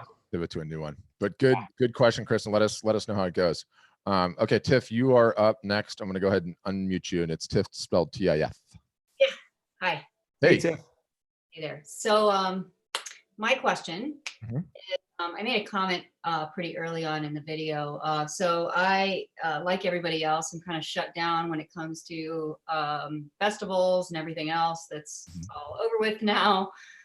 So I had an idea to do kind of like an ongoing, like a 12-week campaign of doing like a one-piece featured a week and attaching it to some of the charitable organizations that I love, and just kind of do like either a sale or an auction with part of the proceeds going towards it, with a story about why this piece of painting, this piece goes with this charity. I haven't done very much marketing, not nearly enough. And so it's kind of a big undertaking in my mind to do this. But, you've answered some of the questions that I have in a lot of people's comments today. But I just want to do this kind of like consistent campaign across the board in every avenue. I don't even know how to undertake this. I just like the idea of it. Pat, what are your thoughts? Yeah, I think don't overthink it, right? I was chuckling to myself because you're like, I haven't done anywhere near enough marketing, and I sat there in my head and was like, oh man, I haven't done anywhere near enough marketing either. I don't think you ever stop saying that in life. Like it just doesn't go away. Like it is the gas that drives these businesses, that drives the engine. Like the more you do, the more successful you're going to be. So don't overthink it. You haven't even gotten started yet. Just start, pounding the pavement. That's it. You literally don't need to overthink it. Just get going. Get going. 1 week per feature art, you know, that's kind of what I was thinking. But I don't even know, like, do I start with like the playbook, like romance emails, and just start introducing the idea, or do I just dive in and say, okay, this week's feature is bam. Yeah, I think yeah. Well, number one, like set yourself a deadline to get it out. Like today, you're gonna send the email today. Not gonna talk about it. Not gonna think about it today. Yeah, like you could do either or, just do it. Yeah, I would email my list first, and with the knowledge that not everybody's gonna open it, not everyone's gonna see it. It's not gonna matter. Send the email, run the thing, see how it goes. Measure afterwards. If you got good feedback, keep going, but don't run it just once and say, oh wow, that wasn't that good. You have to give it like 3 to 5 times to at least validate whether or not this particular idea is a winner. But it'll be good to just get you in the groove to start sending those emails. Go for it. Yeah. Okay. Today. Today. What's the best time to plant an oak tree? 30 years ago. What's the next best time? Today. Yes. But good question, and let us know how it goes. Sure. Okay. Thanks. Okay, I'm gonna lower your hand. Okay, this one's gonna be interesting because we didn't change your name. So 036200. I'm gonna unmute you right now, 036200. I hope you know who you are, 036200. Are you there, 036200? Everybody yell at once, and we'll know who it is then. Okay, I don't think 036200 is still there, so I'm going to go ahead and unmute them or mute them back. Hold on, see. Yeah, that's just not even working, period. Hold on, I had on my list. Hold on, I'm here. Oh, 036200. Hi, I'm Jackie. Hey, Jackie. I'm really new to all this, so I'm asking really dumb questions like how to raise my hand and stuff like that. Yep, no worries. But I've been with you for 3.5 weeks. My site is live. I made a lot of changes to it after you looked at it like a week and a half ago for a couple of minutes. So I'd love to see what you think now. And I have a really like personal art question to ask Nick, because I want to do a project where I'm painting on some of my canvas prints that I already own. And I just thought, well, you're an expert. Love it. Is it okay to use acrylic paint on a canvas print? 1000%. And I like to resin. It's a fantastic product too at the end. Yeah, I'm very excited about it. And if I wanted to resin it after I finished painting, is that going to destroy my image at all? It shouldn't. Okay. I would maybe test a small one first, like the whole way that you plan to do it, just to make sure. Okay, that's I was maybe buy a small canvas print, of something of the canvas that you're going to use, and just do it. Well, I have a whole bunch of canvas prints that I bought before I got in the group, so that I've been showing and trying to sell and so on. Did you buy them from us, or like through art storefronts? No. Oh, you didn't, because the canvases might be different. So, but where did you get them from? I tried a variety of places because some of them were better than others. You're generally going to be fine. I've never heard there be a problem. So I would try it. I would try it. And then, if you do have a problem, it might be the canvas, depending on where you bought it from, because there's a lot of very questionable, like Chinese import canvases and things like that are masquerading under different brand names that you don't know about. I do. In fact, it's kind of shocking. I'm not going to name any names because I could get in trouble for that. But I would just try it. You should be fine. Embellishing canvas is very popular, very common.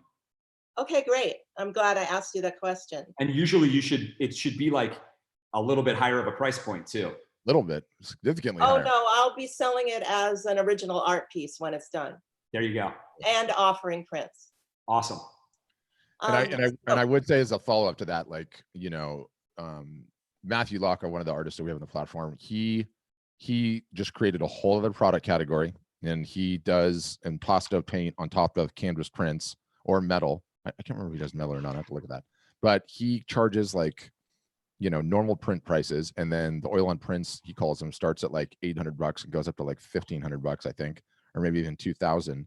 And he's doing incredibly well with them, like incredibly well. And it gives him some price point diversity between his originals, which are pretty expensive, and his prints, which are in, normal print prices.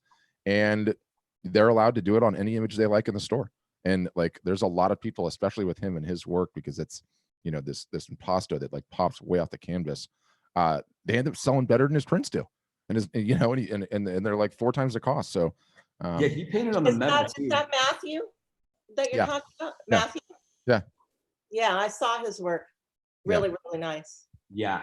It's one of the reasons I got sold on your product. Oh, is that right? Yeah, I liked his website a lot. Awesome. Very cool. Yeah, Very you cool. can paint on, you should try, like, you can paint on metal too, which is really interesting. So I'm going to use some of the canvases I already have for this idea. It's going to be a series. So cool. when I get finished with that, who knows? Yeah. That's what I love about art, kind of. Exactly. And that's what your followers will love too, right? Right. Like just going on that journey with you. And like, this is such a great, like, you should totally like catalog the whole process, like video the whole process if you can, of you going through all of this, and share that on your social media and all of that, because that works straight up. I mean, you want to talk about Matthew Locke, he does that, and then he ends up with like a series of paintings, and they're all sold by the time they're done. Right, Pat? Isn't that right? Yeah. Yeah. I love that idea. Yeah. People will love that. And that's great content for your page and for your website and stuff like that, for people to like just get like just more connected to you and the way that you do things. That's the whole name of the game. All right. I love that idea. Now, I heard you mention earlier today that when somebody was talking about their different materials that they were ordering, they were actually ordering pieces in different materials just to see how they look.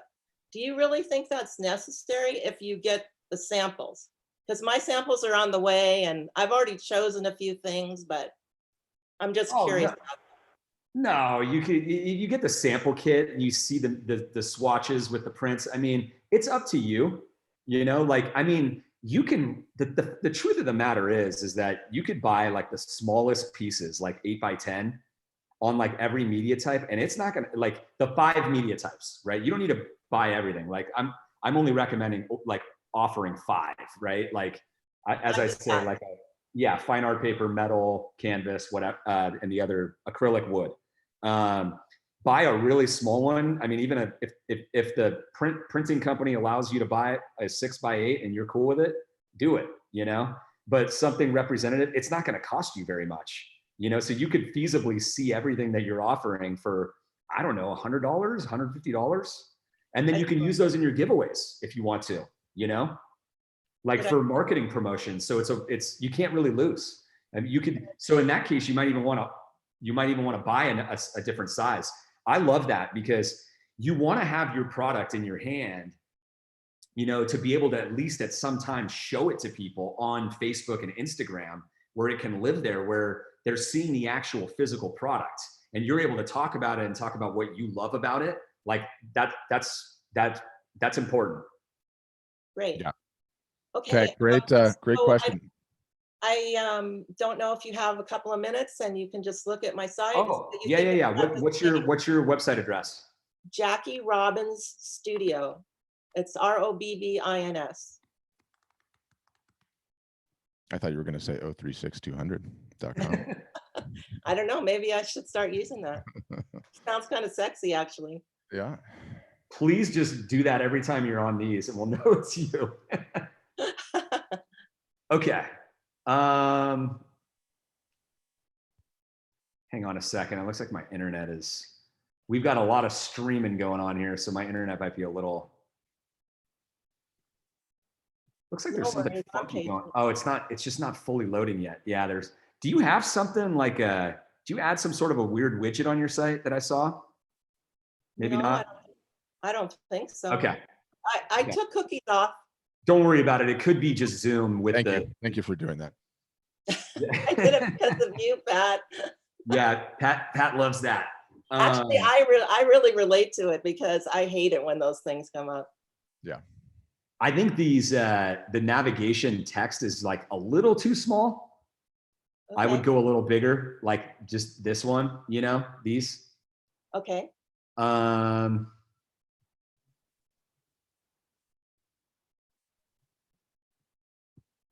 many images do you have total?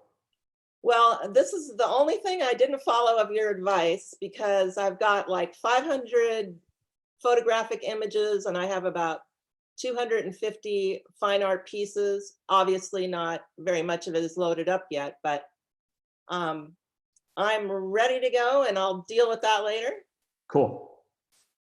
No problem. So I kind of thought that dividing it into galleries was better, even though one of the tech people, by the way, all your people are excellent. Thank you. They're so easy to work with. I really like everybody. You know, I had them load up a product page for me so I could look at it. I thought it looked messy and, you know, not really professional. So I kept the galleries for now. Okay, that's fine. That's your call. I'm checking another site right now from another customer. Something funky is going on here that I don't know why. I want the support team to look at this. If you guys can, the icons are not showing up on her site. And I'm concerned that there's something that I saw when the page was loading. There's something on here that's stopping that from happening. What do you mean by the icons, Nick? Well, right here, there should be like a little shopping cart icon. Oh. And I noticed it first and foremost on your homepage. Like, you see how there's like a box right here? That's like, that means there's like an icon that's not loading. That's only today. I've never noticed that. Okay. It might be something going on here on my end, but I loaded another site, another art storefront site, and it's all coming from the same place, and his are loading, like the arrow, right? So just it could just be on my side. If you're loading it right now and it's fine, then it's totally fine. Patrick and I have some crazy streaming going on here with this whole workshop we're doing, so it could very well be getting. No, actually, it's on my load too, because I have my page up right now. So the support team can help troubleshoot that. Okay. I think the only other piece, I like what I see. The only other piece of advice that I have is like, I don't really love this $18 price point. I don't know if I took those out on most of mine. Oh, okay. But Cool. This was my first one. I haven't done it yet. Okay, no worries. You're good to go. I've been starting around like $40 to $50. Good. I love it. Because I actually feel as an artist that under $50 is not really building my reputation or helping me establish as an artist. Do you look like you agree with that? I just think it's a waste of time otherwise. Like the profit margin isn't there, and you know, you got to make a little bit of money on something to warrant the fact that you might have some customer service, you know, involved. You want to reach out and talk to the people. I mean, if you're not, I mean, I would, if this is a personal decision, but I wouldn't sell anything less than like $40. You know what I mean? That's kind of where I'm at. And I have no problem with 50, you know? I'm in the same camp. Like some people might say 35, like pick your poison, right? But there's a certain point where it's like, look, if somebody's going to spend $30, they'll spend $39, you know? And if they'll spend $39, they'll probably spend $42. You know what I mean? So like, I agree with you. Yeah, my business experience from the past, not in art, but in fashion, was when I sold things that were too cheap. It just ruined my reputation. Yeah. Because I sold very high-end items and that I handcrafted. And if I went too low, it was just like, most people kind of felt like it's not worth it. Yeah. Okay, good. Yeah. Glad you guys are on that page with me. One last thing, and then I'll let you go. I had my logo made by Fiverr. Yeah. Nice. I've had like some negative feedback on it. Like it's not really, it's too like straightforward. It's not, doesn't look high end. What's your feeling, just real quick? I think it could be a lot more high. I mean, I think the paintbrush is probably the only thing that's doing that. because you have and that doesn't mean that you have to ditch it, but you can, I don't know exactly what to do with it. I'm not a graphic designer, but my thought is you're very close, because typically a high-end design usually has like thin fonts, right? Like black, if you're going all black, which you did, that's good. You know what I mean? Like you're very close. I think your icon, I'm going to show it again. I think your icon, like this circle thing, is very nice. But I think if you have the designer play with this a little bit, and like for example, it might look higher end by simply taking I can't visually do this, taking your icon and shrinking it and moving it to the left of your name. Okay. So it's more of a horizontal logo, and that thing isn't so big and standing out. Yeah, I think it's too big too. That's my feedback as well. But you can leave this one too, and because they're so cheap on Fiverr, you can like put another one in with a different designer, and then get a basis for comparison too. Throw it in the group too if you want to. Get some opinions from some other people. There's some graphic designers in there. And I'm muted too, because I know I'm the one that's supposed to be steering the conversations and keeping. Yeah, go ahead. We get later and we get tired and people don't like all to get in. So we're working on it. We're working on the paces. 036 200. We love you. Come back. Okay, Kim Zabia, she didn't figure out how to raise her hand, but she pinged me in the chat. I'm hoping you're still there. Kim, it's over to you. Yes, I'm here, guys. Hey, Thank you. Am I the last one listening? No, we still have quite a few. Okay. All right. Quick question. As you know, guys, I sell more originals than I sell prints. I sell more around this area. I have a distinct problems that I'm sure many of the other ones have. My solo show in New Orleans at the gallery opened the day the New Orleans closed down. And so I have about 30 paintings that are behind shutter doors at the gallery. All right. But they're also on my website. Now that's a 50-50 gallery. Of course, it's on Julia Street. I've just finished the 2 big commissions I have. So I'm at the point where I've got to get rid of these originals. I've got to sell them. Got any ideas for me that'll just whop them? I mean, I can do on the site. I mean, I'm fine with a sale or anything. I had a. And you can get them, right? I'll have to figure that out because and work with the gallery and see. But as far as those 30, but I still have, another 60 or so that I'd love to get rid of too. Because I paint so fast, remember? So, yes. I would this could be a opportunity to do an experience page on the site. And how many did you say there are? 30? Oh gosh, 30 at the gallery, but I have probably 80. Okay. Yeah. And I remember when we talked to you, I mean, you sell originals pretty well and you sell them well on Instagram. Yeah. So where I'm going with this is it doesn't matter if it's an experience page is how this is done, but I'm thinking like you do some sort of I don't know how you'd name it, but it's like, the gallery is closed because of this.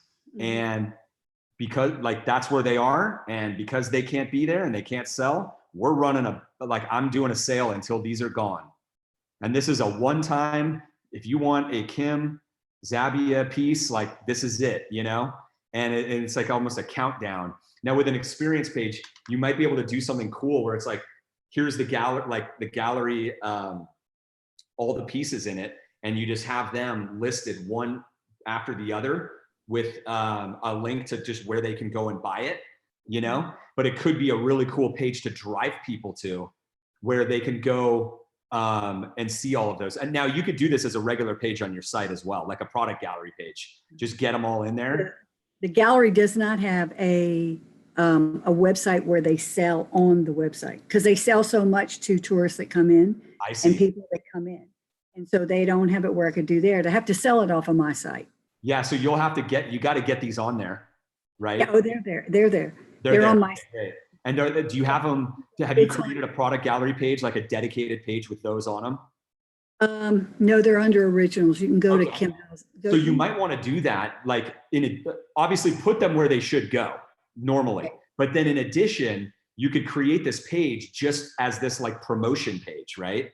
Like it's what I'm, so that way, if you're going to talk about it on Instagram and which is what you should do, you should go where you're already selling to those people and email and all that stuff. You could drive them right to this special page that contains all of the originals that are a part of this gallery bust, whatever. You got to come up with a cool name for it. Pat, do you have any thoughts on that? I think you should, the video camera that you have right now, I think you should dim the background a little bit, and then it's just you against the black there, and be like 30 paintings. Secret location in New Orleans. Yes, exactly. I am going to drive down there with a U-Haul and bust them out, and play it up on Instagram Live. Yeah, that would be great if you wanted to get COVID. Good God, the whole place in New Orleans is eating up with it. Yeah, but just tell the story and then say, look, you know, this terrible disease dumpster fire of a situation is your gain. I am willing to take the gallery split, knock the prices down to that level, and fire sale them right now, 1 week. You know, show a picture of your husband. What is your husband, the mayor, right? Yeah, he's the mayor, but I doubt the mayor has the key to the city of New Orleans. He can get in. We will get these works out, and we are going to jailbreak them for the next week only. Fire sale. That's what I would do. Now, would you? On Instagram, I would be all probably over. I could probably even talk to the gallery about having them cut too. I mean, they have been doing videos, granted, but they don't have the followers that I have. So I mean, it would be and I share their videos, but it's still not making any difference. You need to. How many followers do you have again? You have a lot. How many what? Followers on Instagram? 2,000 now. Yeah. 2,000. I have the biggest thing is the Facebook followers are there's 3,000 on there, and I sell there too. So it's a combination between the two. But that's really, and I mean, they're all tell the story. I would tell the story. I would tell the story on all those platforms. You know, that literally closed the city the day my gallery opened. You know, their loss is your gain. Tell the gallery, like, look, sorry, I'm gonna have to sell these things. I got to survive. But as fast as you turn them out, you can get some replacements when they get open in June or whenever it's gonna be. Okay. But I can do an IGTV. Yeah, totally. I would do both. I would do everything. Tell the story, tell the story for sure. I completely agree with Pat on this. I think tell the story. Like you could go on, like, you know, do the whole story too. Like, don't just do it all in one video. Like, do what he said, which is like today, you can tell the story about what happened and just be totally open and honest and genuine about it, right? And then say, this is what happened. This is what I'm going to do. And I'm going to keep you guys posted. And then a couple of days later, you get all the pieces and then you start showing them. I got them. Here they are. This is going to be the greatest sale ever, right? And then you announce it, and then you start driving people to them. Could you imagine that the truck pulls right up on the gallery? Is it in the French Quarter, or is it or just? It's in the Arts District on Julia Street. Julia Street. So the U-Haul pulls up. You and the mayor get out in the full hazmat suits, like the whole thing, duct tape, the gloves, the feet, and you're just in there loading them in. I mean, I'm telling you, people would get behind this thing. Like, oh, absolutely. Driving the U-Haul. Save the paintings. Instagram Live. We're getting them out. We're on our way to get them. Oh, I'm telling you, it would play. It would play. You could have a sledgehammer going after the door. Yeah, it would totally. Yeah, beating down the shutter, and then they wouldn't rep me anymore. But, you know. Oh, and then I could easily work it out with the gallery and pay them a finder's fee or whatever. I'm not too worried about that. But how big of a discount we're talking about? 25, 30? Yeah, I mean, I would say, you know, it's a 50-50 split with the gallery. I'll do the 50-50 split with you. You could go that aggressive, or you could say it's a 75-25 split. And, you know, I'll do that with you, but it's time sensitive, and make sure it has an end date and see what happens. But I think I would totally play that story up, and I'm not kidding. And as they're selling, one gone, right? Like you post it every time. One's gone. Bye. 29 bye. left. Yeah. And so people are seeing like this whole thing is happening where it's like this one situation that never happened. And you're just, you know what I mean? And it's going to be fun. That would be a great story. You might have to rent the U-Haul and just drive around the neighborhood. Just say, this is it. We're going to get them. Yeah. And then. Yeah, exactly. Or heck, we don't have to rent the U-Haul. You know? I don't have to rent the U-Haul. Just have to go to the U-Haul place and stand by the truck. Yeah, or you just somebody has a minivan, or if you guys have a truck or something, you just go and take just do it for show, right? See, I was planning. I have I have a solo show here, April 21st, which is now called off. And that's when I was going to sell everything that I didn't sell there, which would have been fine. But now that's called off. So, okay. All right. This sounds like a fun thing, guys. I think we can do this. I mean, you can. You can really play this up. You could say you're getting daily briefings from the paintings. They've been sending you messages. They're all they're all COVID free. No one's been in there that's infected. They're waiting for you to come and get them. Show little previews. I would have a blast with it. You have the personality for it, so which is I can do this. Yeah. That would be fun. All right, I can do it, guys. You keep your eyes open, okay? All right, you let us know because I'll be following this with rapt attention. No two ways. All right, thanks, Kim. Good to see you, Kim. Yeah. Okay. So Becca Watkins couldn't figure out how to raise the hand thing, so she's on here somewhere. I got to find her. Where the heck is it? All right, Beck. All right, Beck, you're unmuted. You good? I'm good. I was just wondering. Hey, Beck. Hi. I spent the weekend. By the way, you have a different background every single solitary time. I like that. I like that you're constantly moving around, freshening things up. Some different spots here and there. My husband's working from home, so I'm like, "What are you doing out here?" You know. So we keep moving. He's doing Zoom, and I'm doing Zoom. So it's like I'm always restless. I have trouble sitting still. So, so I'm in the back room. So I had been working on my site. I created some experience pages, and I don't know if I should have created the experience page or I should do a standard page. Anyways, I know I asked if you're doing any reviews of sites. I've changed some things since we talked last time. So if you could put your eyes on it, that'd be great. I created I took your giveaway page and I turned it into a raffle page, trying to do a raffle. But the problem is I can't track if people donated, but then if I send them to donate first and then email me, I might lose them. So I'm not quite sure how to navigate that. And should that be my lead capture tool? Because I was thinking of running a 20% off on my site anyways. What's your site address? Oh, let me see here. Becca Watkins Art, right there. Oh, I It's okay. sent you to the prints, but that's all right. Todd, are you pulling it up or me? I need you to. My whole thing goes wonkus when I do that. Okay. So I was going to do the free art tutorials giveaway, start putting ads on Facebook and Instagram for that. And then I know you talk about. You know what I was going to say. I won't say it. Yeah, I know. All good. Well, I was going to do a big sale on the whole thing. So should my lead capture have 20% off also? I think it always should. Oh, okay. I think just because if you're doing marketing, if you're not, I mean, if you're obviously you are. So if you're doing marketing, like just to have your pulse on quality is just so critical. Okay. Well, I'm getting ready to market because I was selling a lot of originals and I haven't really been going from my site, but I'm trying to get ready to do that. Okay. Is this where you wanted us to go? Yeah. So that's your yeah. Enter to win page. But I want people to donate, but I can't track people to donate. I set up an extra email just to collect people who sign up for this specifically. But so I'm having people sign up on my lead capture, then I'm having them go away to donate, and then I'm having them sign up to win. Is it kind of a lot? Yeah, it is. I mean, is this thing live already? Well, it's live because I wanted to show you. There's no one looking at my site yet. I haven't done much, marketing to my site yet. So. Right. Yeah, you always have to be careful with friction, but this has got a good cause. I would probably just have the donation thing be on the honor system until somebody wins, and then say, we'll need to see your donation then. You know what I mean? Like, Yeah. think of any ways that you could just take some friction out of the system. I think is always a good idea. Yeah, I'm also thinking that in a case like this, you might want to use like a donation tool,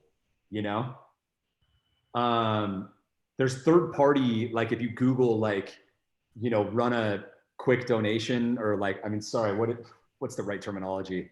I know what you're talking about.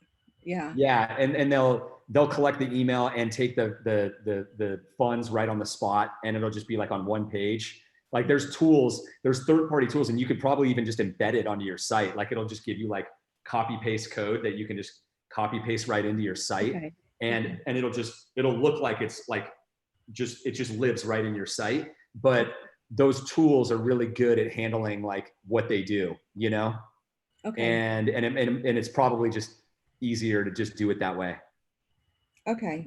And you say run a 20% off on my lead capture, but even when I'm having a sale, because I thought that people could double use, then they get 60. No, because if you're doing an automatic coupon, then you probably should change it for the time that you're running an automatic coupon. Do you know what that is? Like where the prices are slashed out and they don't have to type in a code. Yes.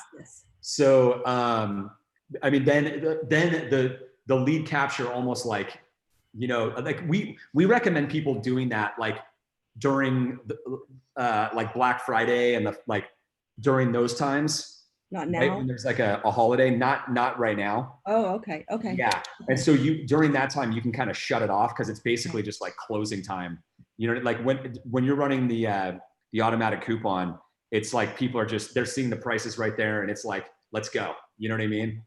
Okay. The other thing that you can do is I've seen some people do this because they really want to collect emails and it's smart. Is you still have the lead capture pop on them. And but you don't have it send them any extra coupon code. It's already reflected on the site, right? They just feel like they had to do that to get the pricing. And so you get the email and they're getting the discount. Does that make sense? Yeah, that makes sense. So you could have a separate one that I think what they do is they have a separate lead capture, like they copy it, or I think you can copy a form page, I'm not positive, but they set up a separate one and then they activate that during the time that they're using the automatic coupon. Okay. And then they just they turn the email off. So it's not sending them an email with a coupon code. Okay. I see what you mean. Okay. Yeah. All right. Well, great. And I like the experience pages. I set up all my tutorials in them. Cool. So yeah. Yeah. We're excited about those. We're going to show some crazy stuff on things we recommend doing, but we haven't been able to get to it yet because of this awesome pandemic we're all going through. So it's kind of lit a fire on all the business plans, right? For the short term. Yeah, that's for sure. Okay. Kim Winberry, I see you have a question, but you asked a question already, and I'm going to favor the ones that haven't got a question yet, and then we'll circle back to you. Okay. But I saw you. Okay, Joe, you're up. Hi there. Hi. I'm new, so I've got lots of pretty basic questions. All good. Welcome aboard. Thank you. So I was getting ready to start a site, and I got something through GoDaddy. I couldn't get my name with a .com, so I got .net. Does that work, or should I just rename myself or add something to my name to get .com? Well, what I'm going to do is since these are technical support questions, and this is more of a marketing workshop, I'm going to have Emily or Giovanna from the support team have somebody reach out to you. Girls, can you guys reach out to Joe? Joe, do you have any marketing questions, or are they mainly just technical? Well, I was curious about, it might be technical. You're obviously recording, using YouTube. So I was wondering, is that something that I could have attached to my site as well? I guess that's technical. Yes. The answer is yes, and they can help you with that. There's tutorials that'll show you how to embed a YouTube page. Joe, what's your last name? Buck. Buck? Okay. Yeah, Joanne Buck. Joanne Buck. Okay. Yep, they've got you. They got you. So they'll get you squared away, and yeah, congrats. Get live and get that site live. Yeah, get going. And we'll just a question. Maybe it's the pricing part I was curious about. One of the reasons I was really excited about this is originals versus print prices and being able to get a variety of customers. So I guess I'm wondering, what is a good price point? Or is there something? I've been learning so much listening to you guys and just the reading I've been doing, so I'm painting. I do abstract, but after today, I'm thinking maybe I should do some vets as well. But I'm wondering about my pricing. Will that come out? Will that be obvious once I have an idea of what I want, but I guess I need to get on and see what kind of prints I want to make once I start getting my site together? Yeah, I mean, your pricing ultimately is up to you, but have you sold your art before? Yes, it's locally. And one of the things is that I'm thinking it's going to help me being online. I think that's the step because local's just too small and it's kind of like not appreciated necessarily. Yeah, and the current circumstances don't help either, right? Exactly, right. Yeah, so whatever was working for you locally, I would immediately just translate that online, right? Because that's the real market, that's real customers telling you that we're buying your work. So that's how I would price your work. So were you only selling originals locally? Yes. Okay. Yeah. So, for prints, what most people are doing, what we're recommending is like a 250% markup at a minimum. Okay. In general on the cost with the automated fulfillment. And that's definitely on the bottom. You can definitely go higher. And I would just look at those and see how you like it. You can always go up in price. So don't worry about it. Okay. Like you're not married to anything, not enough until you're doing a ton of marketing and you have 5,000 or 10,000 visitors a month coming to your site. Nobody's really seeing your site or your art, even though you think they are, they're really not, there's just not enough people and people aren't memorizing anything. And so you can start somewhere and see what happens and then adjust from there as you see fit. Yeah, I'm just having a problem. I think I need to know so much before I get going and there's too much to know. No, you don't. Just go live.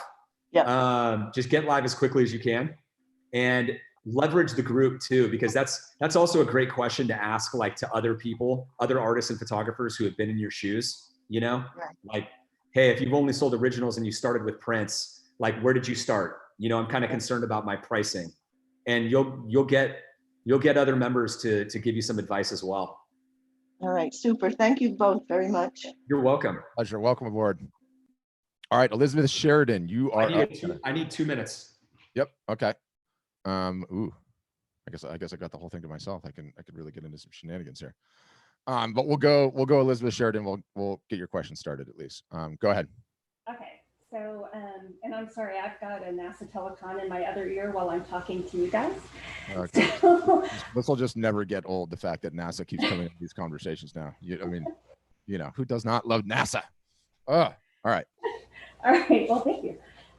So I'm working on, from our discussions last Friday, Nick had recommended that I start to narrow down to a specific niche. Mm-hmm. And so I'm working on my site to do that. Mm-hmm. What did you decide, by the way? So I'm kind of trying to narrow down to sort of more like Texas and Western, photographs. Mm-hmm. I've got a plethora of them. I'm slowly trying to get them up on my site, and trying to, get my landscapes to be more on that Western theme as well. So keeping my mountains that are on there because that's definitely applies to Western niche, but trying to add a lot more other landscapes to that niche. That said, I realized I'm going to need to switch over to that best practice of having everything on one page. Yep. In doing that. So my question is, when I do that, does that like break anything that I've already got out there? As far as like on my Facebook pages, on Instagram, and no. Well, so Nick, she's paring down her niche to go with the kind of like a Western theme and vibe, and her concern is that when she's changing the layout on the homepage, if that's going to break any of the URLs. But correct me if I'm wrong, all the individual pieces all have links that are not going to be affected any which way. The categories don't change URLs, do they? Nope, no. You're good. Okay, so I was telling him that I was trying to narrow down based on what we talked about last Friday and try to get my niche a little more focused in Texas and theme, kind of that theme. Going. So I was just curious as I'm trying to do that, because I'm going to have to take my page from being sort of categories and into your recommendation of best practices and kind of put them all on one page. It should be really easy with the product gallery pages. That's what they're built for. Okay. It's like they're built to be able to like just, you can grab anything and create a new page in like seconds, you know? Okay. And it shouldn't upset anything that I've got out there as far as ads or anything. Shouldn't mess with links. No. Okay. No. If you want to be sure, you could send a URL or two that you're concerned about to the tech support team. Sure. And they'll check it for you, and that's always a safe way of going. Okay. Okay. All right. Well, cool. Thanks. I appreciate it. That's all Of course. I had. Good to see you again. Thanks. Okay. All right, Kim, you're the last one raising your hand, so I'm going to go ahead and unmute you. You can go again. Okay. Hi. Just a quick question. I really wanted to market my coloring books. It's something for everyone to do while they're locked in their houses and whatnot. But I could use some input. On just how to sell them and how to execute on them. Yeah. How to. How are you driving? Well, you just launched your site and just got started marketing, right? So you've got your initial list that you could potentially email or right. post on Facebook, but it would be no different than the way you're marketing anything else. Okay. Yeah, I mean, I think right when you launch, you're just thinking about how you can build your list and how you can get into the practice of marketing and drive traffic to your site. Big picture, I think the coloring book gives you a good option to talk about something else than just your art, like a different kind of product. So I'd start talking about, see what kind of traction you get. That's what I think. Okay. Yeah, and you can approach this. You can use the exact same tactic. Just shoehorn it to your coloring books, right? Like the groups in the Instagram accounts that might have people in it that will get value from that coloring book, and you might be able to water ski behind that a bit. Okay. Okay. Cool. To get more attention, and it might be just a whole different group of people. Right. I mean, I've done shows, and I had a website before this, and they're really popular at the shows, and then when you can actually see the AR behind it, and yeah, that's kind of cool. How much do you sell them for? 20. Okay. How much? And they're downloadable. How much do they cost you? Oh, they're downloadable. They're digital. Well, no, I actually have physical copies as well. Those are 20. I get them from Lulu and it cost me $4 and change per book. Cool. Yeah. I like it. I'll get going selling volume. But good luck and definitely keep it posted. Ben Fink, we just wanted to say that it looks like you have the most comfortable chair of anybody on this broadcast by like a long shot. I mean, you look like you are in utter luxury right there. The captain. I mean, look at the nail head on this. Hold on, I'm gonna have to unmute you. I mean, that thing looks so luxurious. Tell me it's comfortable. It is. Sorry, I've been working on my site this whole time, uploading images. So it's all good listening, but I just had to say, like, I've just been listening. Yeah, Taylor put Hopefully it. I haven't been picking my nose or anything. No. Like Zoom is weird, like the way that it like throws people in, and sometimes you don't realize that you're up there. And Taylor in the chat is like, Ben won the best chair for today by far. And I started looking at it and I was like, oh, that thing looks so luxurious. I sit here every conference call I have, and I'm part of a production company. I'm a commercial director as well, an out of work commercial director. But every Monday I sit in this chair and everybody comments on it. So yeah, you know what you're doing. All right, awesome. Well, we've got you on. Do you have a question? Well, wow. I've got lots of little ones, but I've scheduled a meeting tomorrow. Perfect. So I've got a one-on-one, and I'm just getting my content out there. I've got 17,000 followers on my Instagram. Boom. Start doing Instagram lives immediately from that chair.